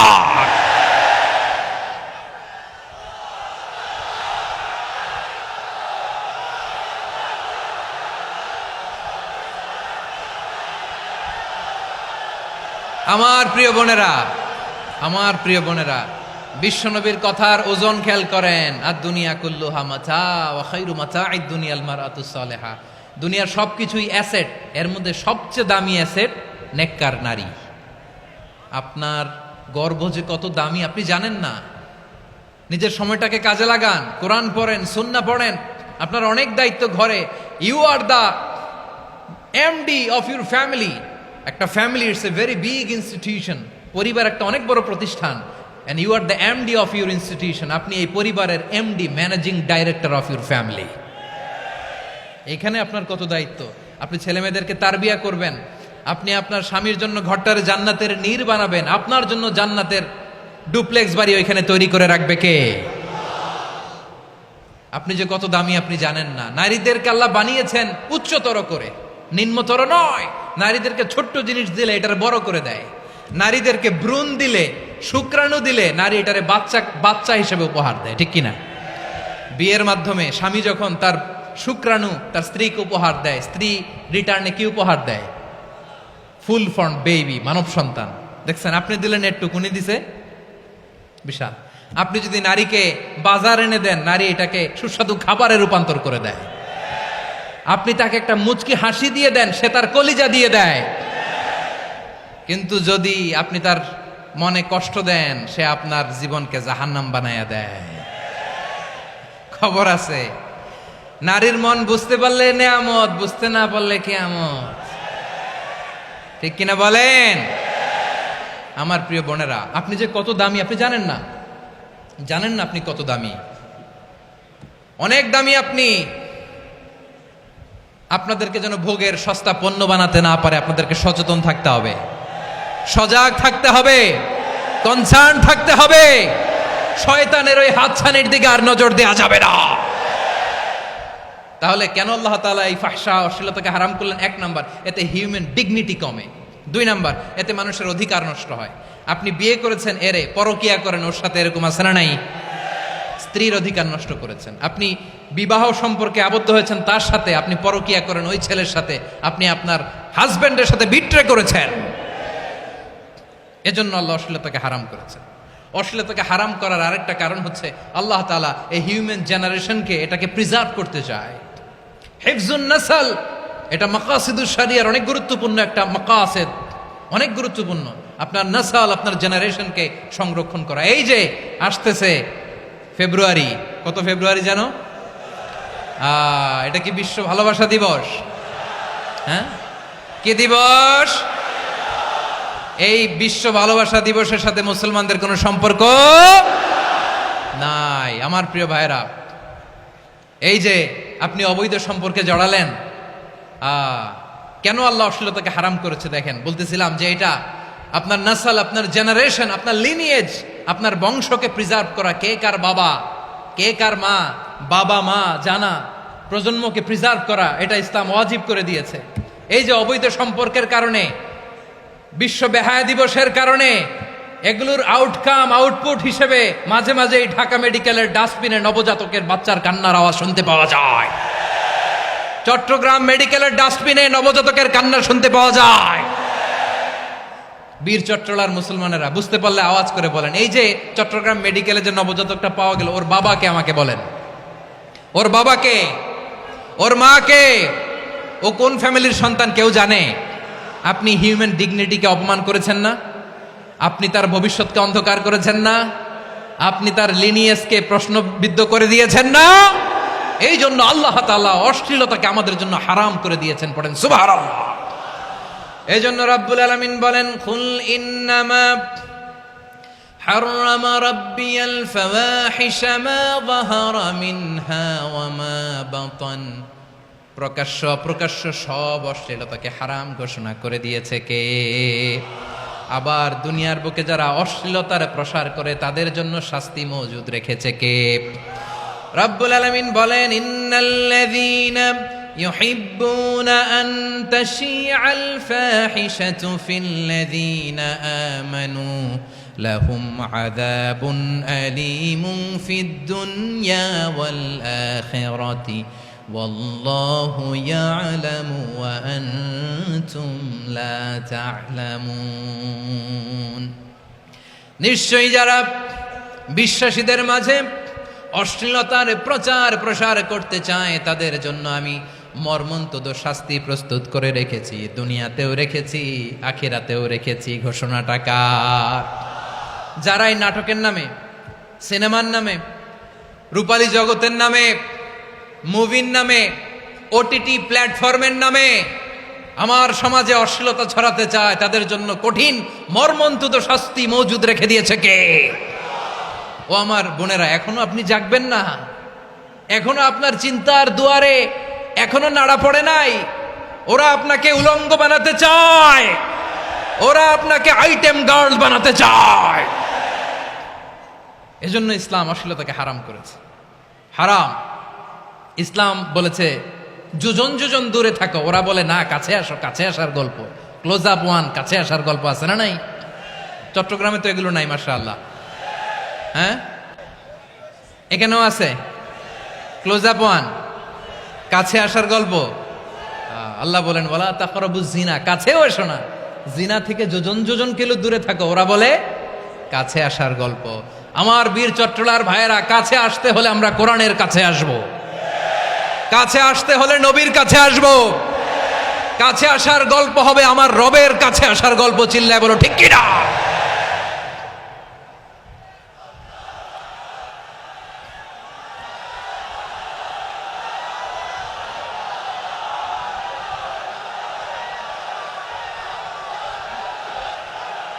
বসুন, বসুন আমার ভাইয়েরা। তাহলে অশ্লীলতার সাথে আমাদের কোনো সম্পর্ক, সবাই বলতে পারেননি, আওয়াজ করে বলুন, অশ্লীলতার সাথে আমাদের কোনো সম্পর্ক। আমরা এই সমস্ত ক্লোজ আপ ওয়ান, কাছে আসার গল্পের প্রোগ্রামে যাব, আমরা কোন ধরনের অশ্লীল কন্টেন্ট সোশ্যাল মিডিয়ায়, টিভিতে দেখব। কি যুগ যে আমরা কাটাচ্ছি আপনি কল্পনা করতে পারবেন না। পর্ন ইন্ডাস্ট্রি, নারী পুরুষের বস্ত্রহীন যুগল দৃশ্য, এটাকে দিয়ে ওরা কোটি ডলারের ইন্ডাস্ট্রি বানিয়েছে। পুরো মানব ইতিহাসে এরকম জঘন্য সময় মানব ইতিহাস পার করে নাই। পর্ন এটা ইন্ডাস্ট্রি হয়ে গেছে। আমাদের এই যুবকগুলো, জেনজিগুলো, ওদের চরিত্র বাঁচাবে কি করে? কেমন করে হেফাজত করবে ওদের এই মূল্যবান চরিত্র? আমার প্রিয় ভাইরা, এই অশ্লীলতার দ্য লেটেস্ট ভার্সন হচ্ছে LGBTQ, শরীফ থেকে শরীফা। শুনছেন আপনারা? দেখতে পুরুষ, আসলেই পুরুষ, সুস্থ একজন পুরুষ, 4 সন্তানের বাবা, বলে আমি মনে মনে নারী। দেখতে নারী, সুস্থ নারী, আসলেই সে দিব্যি একজন নারী, বলে আমি মনে মনে পুরুষ। সবচেয়ে ভয়ঙ্কর অশ্লীলতার সবচাইতে লেটেস্ট ভার্সন হচ্ছে এই ট্রান্সজেন্ডারিজম। সুস্থ পুরুষ তার বায়োলজিক্যাল গ্রোথকে হরমোন দিয়ে স্টপ করে দিয়ে সে সার্জারি করে নারী হতে চায়, সুস্থ নারী পুরুষ হতে চায়। পুরুষ পুরুষের প্রতি সেক্সুয়ালি আকর্ষণ বোধ করে, এটা লূত আলাইহিস সালামের কওমের মধ্যে ছিল। এটাকেও আল্লাহ কোরআনে ফাহিশা বলেছেন। ওয়ালুতান ইয ক্বালা লিকাওমিহি আতাতুনাল ফাহিশাতা মা সাবাকাকুম বিহা মিন আহাদিম মিনাল আলামিন। লূত আলাইহিস সালাম বললেন, তোমরা কি এমন এক অশ্লীল কার্যক্রমে ডুব দিলে নাকি যেটা গোটা বিশ্বের কেউ কখনো করে নাই, তোমরাই প্রথম করেছো? পড়েন নাউযুবিল্লাহ। এই পশ্চিমের এই রোগ আমার দেশে যেন আসতে না পারে, আমাদের সজাগ থাকতে হবে। প্রিয় ভাইরা চিল্লায় বলেন ঠিক কিনা? পশ্চিমের অবস্থা ভয়ঙ্কর। পাশ্চাত্যে, আমি যুক্তরাষ্ট্রে ছিলাম অনেকদিন, কয়েক মাস, বিভিন্ন স্টেটে ঘুরেছি। গার্ডিয়ানরা উদ্বিগ্ন, ছেলে মেয়েদেরকে, ছোট্ট ছেলে মেয়ে, ওদেরকে জিজ্ঞেস করে, তুমি how do you feel right now inside yourself? তুমি ভিতরে ভিতরে কেমন ফিল করো? তোমার কি ছেলে ছেলে লাগে না মেয়ে মেয়ে লাগে? আচ্ছা বলেন, এই ছোট্ট বাচ্চাটা ওকে এগুলো জেন্ডার অ্যাসাইনমেন্ট বলতে এগুলো কিছু বুঝে? এইভাবে মিসগাইড করা হচ্ছে। কৌতূহল বশত ছোট্ট ছেলে যদি বলে আমার তো মেয়ে মেয়ে লাগে, তখন বলে যে না তুমি মেয়ে, ছেলে না।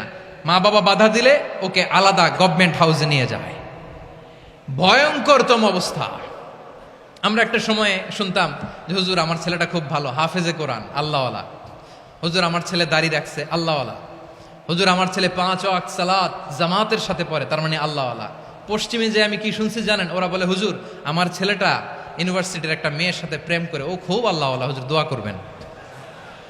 এর কারণ ওদের কাছে আল্লাহওয়ালার ক্রাইটেরিয়া হচ্ছে হুজুর আমার ছেলেটা আরেক ছেলের পছন্দ করে নাই, আমার মেয়েটা আরেক মেয়েকে ভালোবাসে নাই, এজন্য আমার ছেলেটা আল্লাহওয়ালা, হুজুর ওর জন্য একটু দোয়া করে দিয়েন।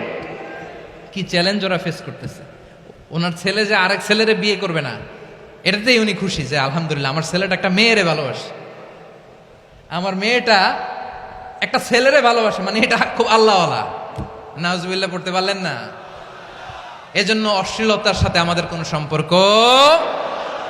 রব্বুল আলামিন বলেন ওয়ায়ানহা আনিল ফাহশাই ওয়াল মুনকারি ওয়াল বাগি, 3টা জিনিসকে আমি নিষিদ্ধ করলাম।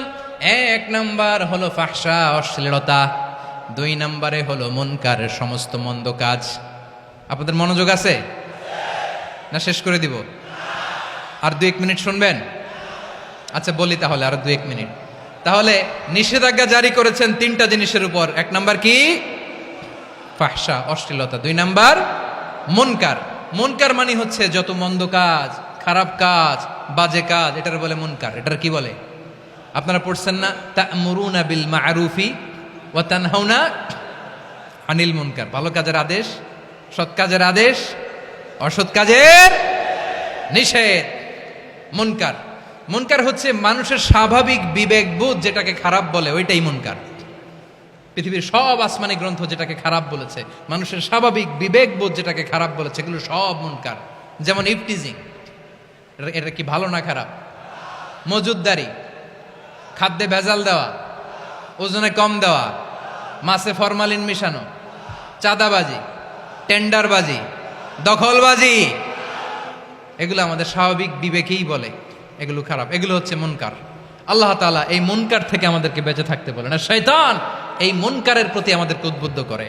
আল্লাহ তাআলা বললেন, ইয়া আইয়ুহাল্লাযীনা আমানু লা তাত্তাবিউ খুতুওয়াতিশ শাইতান ফাইন ওয়া মান ইয়াত্তাবি' খুতুওয়াতিশ শাইতানি ফাইন্নাহু ইয়া'মুরু বিল ফাহশাই ওয়াল মুনকার।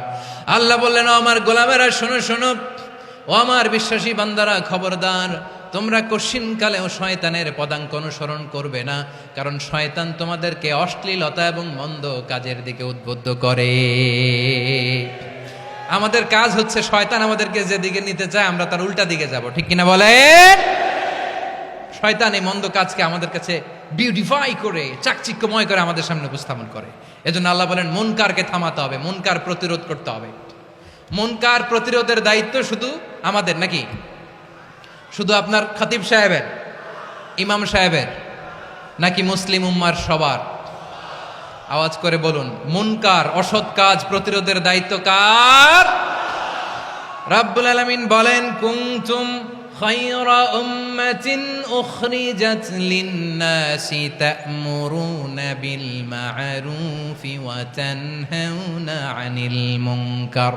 তোমাদেরকে শ্রেষ্ঠ জাতি করে জমিনের মধ্যে আবির্ভূত করা হয়েছে, যাতে করে তোমরা জমিনের ভেতরে সৎ কাজের আদেশ করতে পারো আর অসৎ কাজের নিষেধ করতে পারো।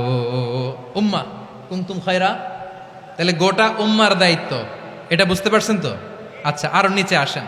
এরপরে আল্লাহ বললেন, শুধু উম্মাহ না, এই জমিনের রাজত্ব আমি যাদের হাতে দেই, এই জমিনের মালিক আমি যাদেরকে বানিয়ে দেই, যাদেরকে আমি সরকারের দায়িত্ব দেই, তাদেরকেও মুনকার প্রতিরোধের দায়িত্ব দিয়েছে কে?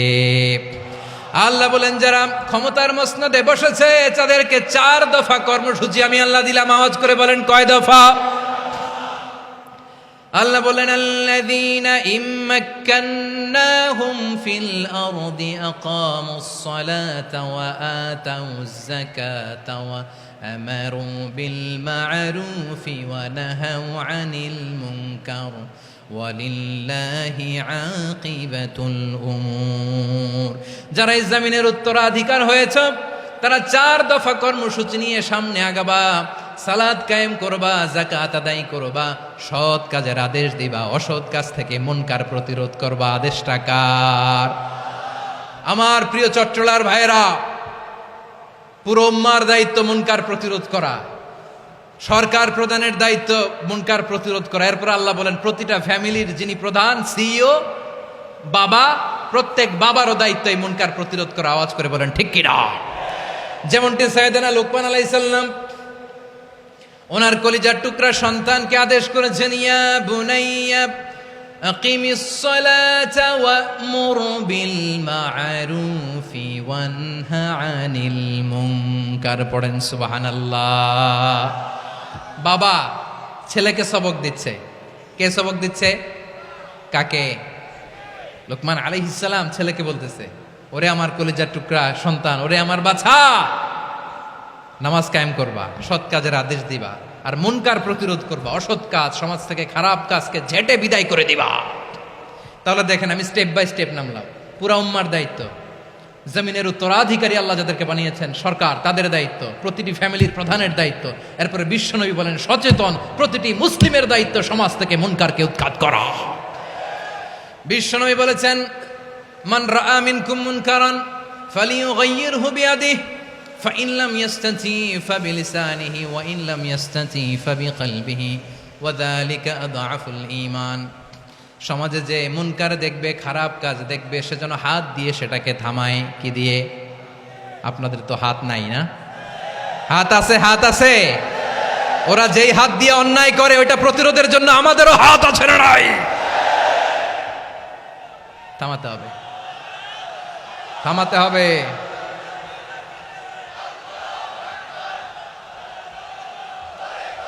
বসুন আমার প্রিয় ভাইয়েরা, ওরা ওদের যেই হাত দিয়ে টেন্ডারবাজি করে, চাঁদাবাজি করে, ইফটিজিং করে, দখলবাজি করে, যেই হাত দিয়ে, ওই মুনকার থামায় দেওয়ার জন্য আল্লাহর দিয়ে আমাদেরও দুটি হাত আছে না নাই?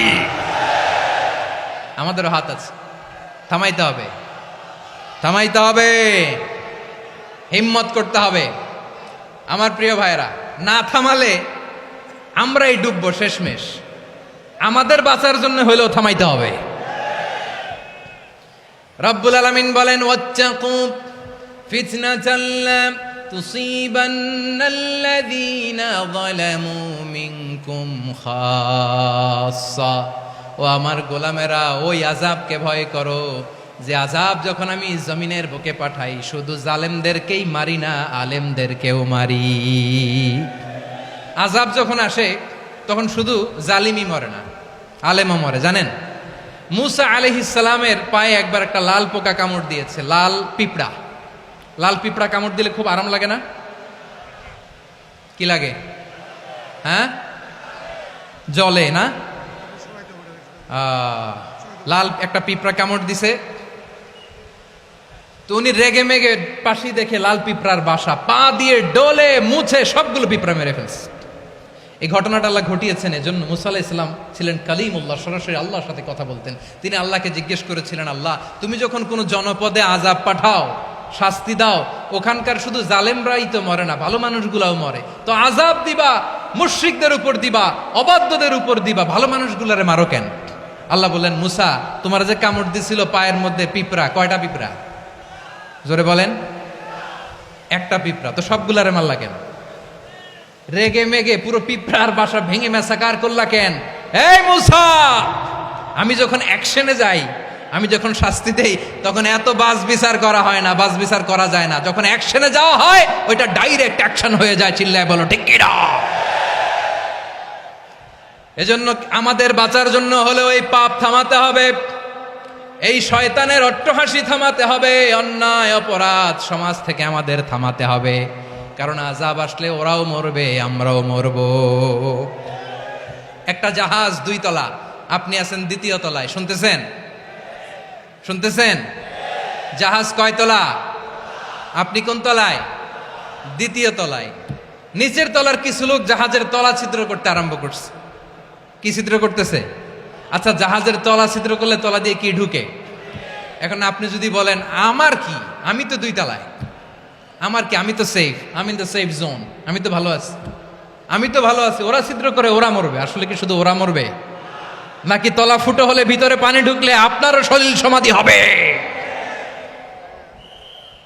তলা দিয়ে যখন পানি ঢুকবে, জাহাজ ঢুকলে আপনিও মরবেন। এজন্য নিজে মরার আগে ওই পাগলগুলোর নিচতলায় যে থামাতে হবে। চিল্লায় বলেন ঠিক কি না? এজন্য আল্লাহ বললেন, মুনকার প্রতিরোধের দায়িত্ব সমাজের টপ টু বটম সবার। পুরো আম্মার দায়িত্ব, সরকার প্রধানের দায়িত্ব, প্রতিটি ফ্যামিলির প্রধান বাবার দায়িত্ব, বিশ্বনবী বললেন প্রতিটি সচেতন মুসলিমের দায়িত্ব। এজন্য মুনকার প্রতিরোধ করার দরকার আছে না নাই? সমাজে এই যে ইফটিজিং হয়, আপনার বোনের বয়সী একটা মেয়েকে কিছু বকাটে টিটকারি করে, এই বলে সেই বলে, নোংরা কথা বলে, রাস্তায় দেখেও আপনি পাশ দিয়ে না দেখার মতো চলে যান কেন? আপনি দাঁড়ান না কেন? আপনি দাঁড়ালেই তো থেমে যাবে। কারণ সত্যের যে শক্তি, তার সামনে মিথ্যা মুখ থুবড়ে পড়ে। আপনার সামনে ও কিছুই না, নাথিং। আপনি দাঁড়ান, ওকে প্রশ্ন করেন যে আমার বোনকে তুমি ডিস্টার্ব করো কেন? আপনাকে দেখে আরো 5 জন দাঁড়াবে, 5 জনকে দেখে আরো 10 জন দাঁড়াবে। আমাদের নীরবতা আর আমাদের নিশ্চুপ থাকাই জালিমদেরকে আরো শক্তিশালী জালিম বানিয়েছে। এজন্য মুনকার প্রতিরোধের দায়িত্ব আমাদের সবার। টেন্ডারবাজি, চাঁদাবাজি, দুর্নীতি, অপরাধ, দখলদারিত্ব, মজুদদারি, এগুলো সব কিছু একসাথে প্রতিরোধ করতে হবে। ঠিক কিনা বলেন? একটা মানবিক সমাজ যদি চাই, প্রতিরোধ করতে হবে। প্রিয় ভাইয়েরা, আল্লাহর শপথ নিয়ে বলি, এই নাসিহাতগুলো সবার জন্য, সব দলের জন্য, সব মতের মানুষের জন্য। আমরা কোনো দলের প্রতি মানুষকে ডাকি না, আমরা ডাকি ইসলামের দিকে। সব দলের, সব মতের, সব মানুষদেরকে আমরা আহ্বান জানাই, আসুন আমরা একটা সুন্দর সমাজ বিনির্মাণ করি। এই যে নতুন বাংলাদেশের এক সুযোগ এসেছে, আর জীবনে হয়তো আসবে না, সামনের 100 বছর এই সময় আসবে না। আসুন দেশটাকে আমরা সাজাই, আসুন আমরা দুর্নীতি বন্ধ করি, আসুন আমরা চাঁদাবাজি বন্ধ করি, আসুন আমরা দখলদারিত্ব বন্ধ করি, আসুন আমরা এক দল আরেক দলকে নিশ্চিহ্ন করার যে রাজনীতি এটা বন্ধ করি। সব দলের প্রতি আমার আহ্বান। আমি কিছুদিন আগে একটা নিউজ দেখলাম, ওই যে লন্ডনে বসে জনাব তারেক রহমান সাহেবকে আমি ধন্যবাদ দিতে চাই। উনি সংবাদ শোনা মাত্রই ওনার দলের অনেক চাঁদাবাজকে উনি বহিষ্কার করেছে। I do appreciate. প্রতিটি দলের এরকম ইনিশিয়েটিভ নেওয়ার দরকার আছে না নাই? যে কোনো দলে এই প্র্যাকটিসটা থাকার দরকার আছে না নাই? চাঁদাবাজদের সাথে আপনারা নিজেদেরকে মুক্ত ঘোষণা করবেন যে এরা আমার দলের কর্মী হতে পারে না। আমরা চাঁদাবাজ মুক্ত বাংলাদেশ চাই, জুলুম মুক্ত বাংলাদেশ চাই, ফ্যাসিজম মুক্ত বাংলাদেশ চাই, গুণ খুন খারাপি মুক্ত বাংলাদেশ চাই। আমরা নতুন ভোরের বাংলাদেশ চাই। ওই বাংলাদেশ পাওয়ার জন্য মুনকার প্রতিরোধে, অন্যায় প্রতিরোধে যদি বাঘের বাচ্চার মতো, আবু সাইদের মতো 2 হাত উঁচু করে বুককে টান টান করে প্রসারিত করে দাঁড়াতে হয়, রাজি আছো মুসলমান? কারা কারা রাজি? আল্লাহকে হাত দেখিয়ে প্রতিজ্ঞা করো।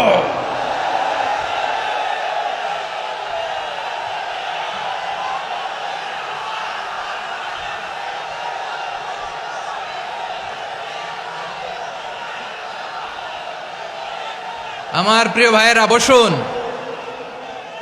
বসুন আমার ভাইয়েরা। রাব্বুল আলামিন বলেন, ওয়ায়ানহা আনিল ফাহশাই ওয়াল মুনকারি ওয়াল বাগি ইয়াইদুকুম লাআল্লাকুম তাযাক্কারুন। বসুন।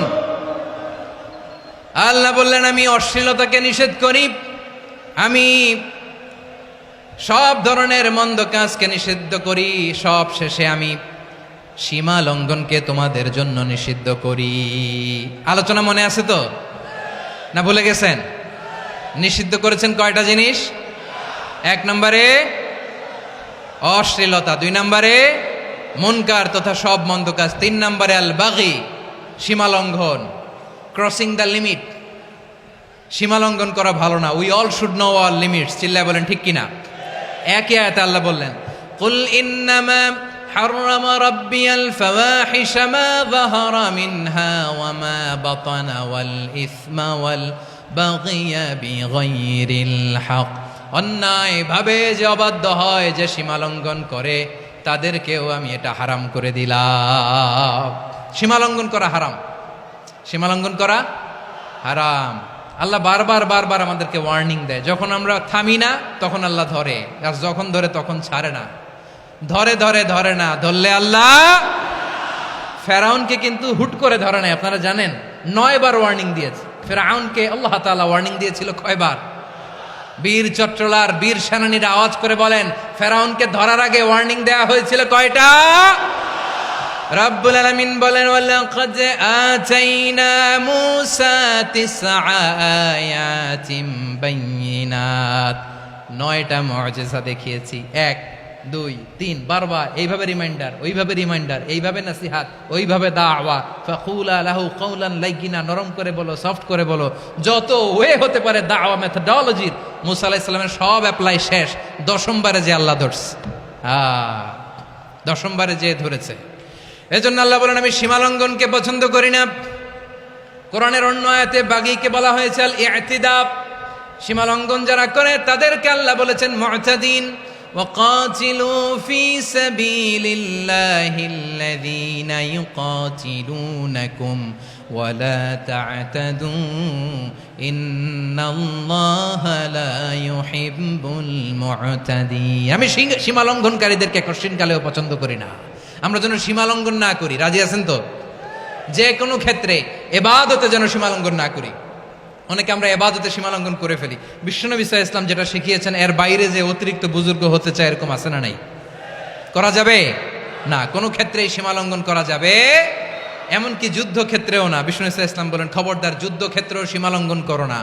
কি সুন্দর ইসলাম আমরা পেয়েছি। বিশ্বনবী বলেন, খবরদার যুদ্ধের ময়দানে কোনো নারীর গায়ে হাত তোলো না, কোনো শিশুর গায়ে হাত তোলো না, কোনো গবাদি পশু হত্যা করো না, কোনো শস্যক্ষেত্র ধ্বংস করো না, ইবাদতরত অন্য ধর্মের কোনো সন্ন্যাসীর গায়ে হাত তুলো না, বলেন সুবহানাল্লাহ। তাহলে আমরা সীমালঙ্ঘন করতে পারবো? প্রিয় ভাইরা, একটা সুখী, সমৃদ্ধ, শান্তির সমাজ, মানবিক সমাজ যদি আমরা গঠন করতে চাই, আমাদের আল্লাহর দেয়া কয়টা আদেশ মানতে হবে বলেন দেখি? সবাই বলেন কয়টা? আর বেঁচে থাকতে হবে কয়টা জিনিস থেকে? আওয়াজ করে বলেন কয়টা? আচ্ছা, আদেশ নাম্বার 1 কি ছিল বলেন? আল্লাহর আদেশ কি? 1 নাম্বার আদাল, ন্যায়পরায়ণতা। আমরা সুবিচার, সুশাসন, ন্যায় বিচার চাই কি চাই না? 2 নম্বরে কি ছিল? মাশাআল্লাহ, আওয়াজ করে বলেন 2 নম্বরে কি ছিল? ইহসান, আমরা যেন সবার প্রতি দয়া পরবশ হই, ইহসান করি। 3 নম্বরে কি ছিল? নিকটাত্মীয়দের দান করা, তাদের অধিকার প্রাপ্য বুঝিয়ে দেওয়া। পাশাপাশি 3টা জিনিস থেকে আল্লাহ বারণ করেছেন, নিষেধ করেছেন। তার প্রথমটা ফাহশা, অশ্লীলতা। অশ্লীলতার সাথে আমাদের কোনো সম্পর্ক। আজকের এই ঐতিহাসিক চট্টগ্রামের প্যারেড ময়দান থেকে আমরা যত ধরনের মা তাহারা মিনহা মা বাতান, প্রকাশ্য অপ্রকাশ্য, দৃশ্যমান অদৃশ্যমান, সব অশ্লীলতা থেকে নিজেদেরকে মুক্ত ঘোষণা করলাম। অশ্লীলতাকে আমরা না বলে দিলাম। আওয়াজ করে সবাই বলুন নো। অশ্লীলতার সাথে আমাদের কোনো সম্পর্ক। 2 নম্বর নিষেধাজ্ঞা কি ছিল? আল মুনকার, সমাজের যত মন্দ কাজ এগুলোকে আমরা প্রতিরোধ করব। রাজি আছেন তো সবাই? 3 নম্বরে আল বাগি, সীমালঙ্ঘন। কোন মুসলিম সীমালঙ্ঘন করে না, এমনকি যুদ্ধক্ষেত্রেও না। আওয়াজ করে বলেন ঠিক কিনা? রাব্বুল আলামিন শেষে বললেন ইয়াইদুকুম লাআল্লাকুম তাযাক্কারুন, আল্লাহ তোমাদেরকে উপদেশ দেন যাতে তোমরা শিক্ষা গ্রহণ করো। আমরা উপদেশ দিব, আমরা জোর করে কাউরে কিছু মানাতে চাই না। লা ইকরাহা ফিদ্দিন ওয়া যাক্কির ফাইন্না যিকরা তানফাউল মুমিনিন। উপদেশ দিলে এটা মুমিনদের কাজে দেয়।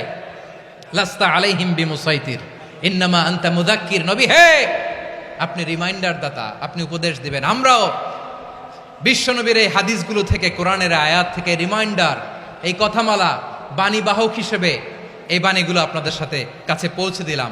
আমরা আল্লাহ তাআলার কাছে প্রার্থনা করি, আল্লাহ আমরা যেন আদল দিয়ে আমাদের সমাজকে গঠন করতে পারি। আল্লাহ আমরা যেন ইহসান করতে পারি, আমরা যেন নিকটাত্মীয়দের দান করতে পারি। আল্লাহ যত ধরনের অশ্লীলতা, অনাচার, মন্দ কাজ, সীমালঙ্ঘন, অবাধ্যতা থেকে যেন আমরা বেঁচে থাকতে পারি। আল্লাহ তাআলা আমাদের সবাইকে কথাগুলো বোঝার ও আমল করার তৌফিক দান করুক।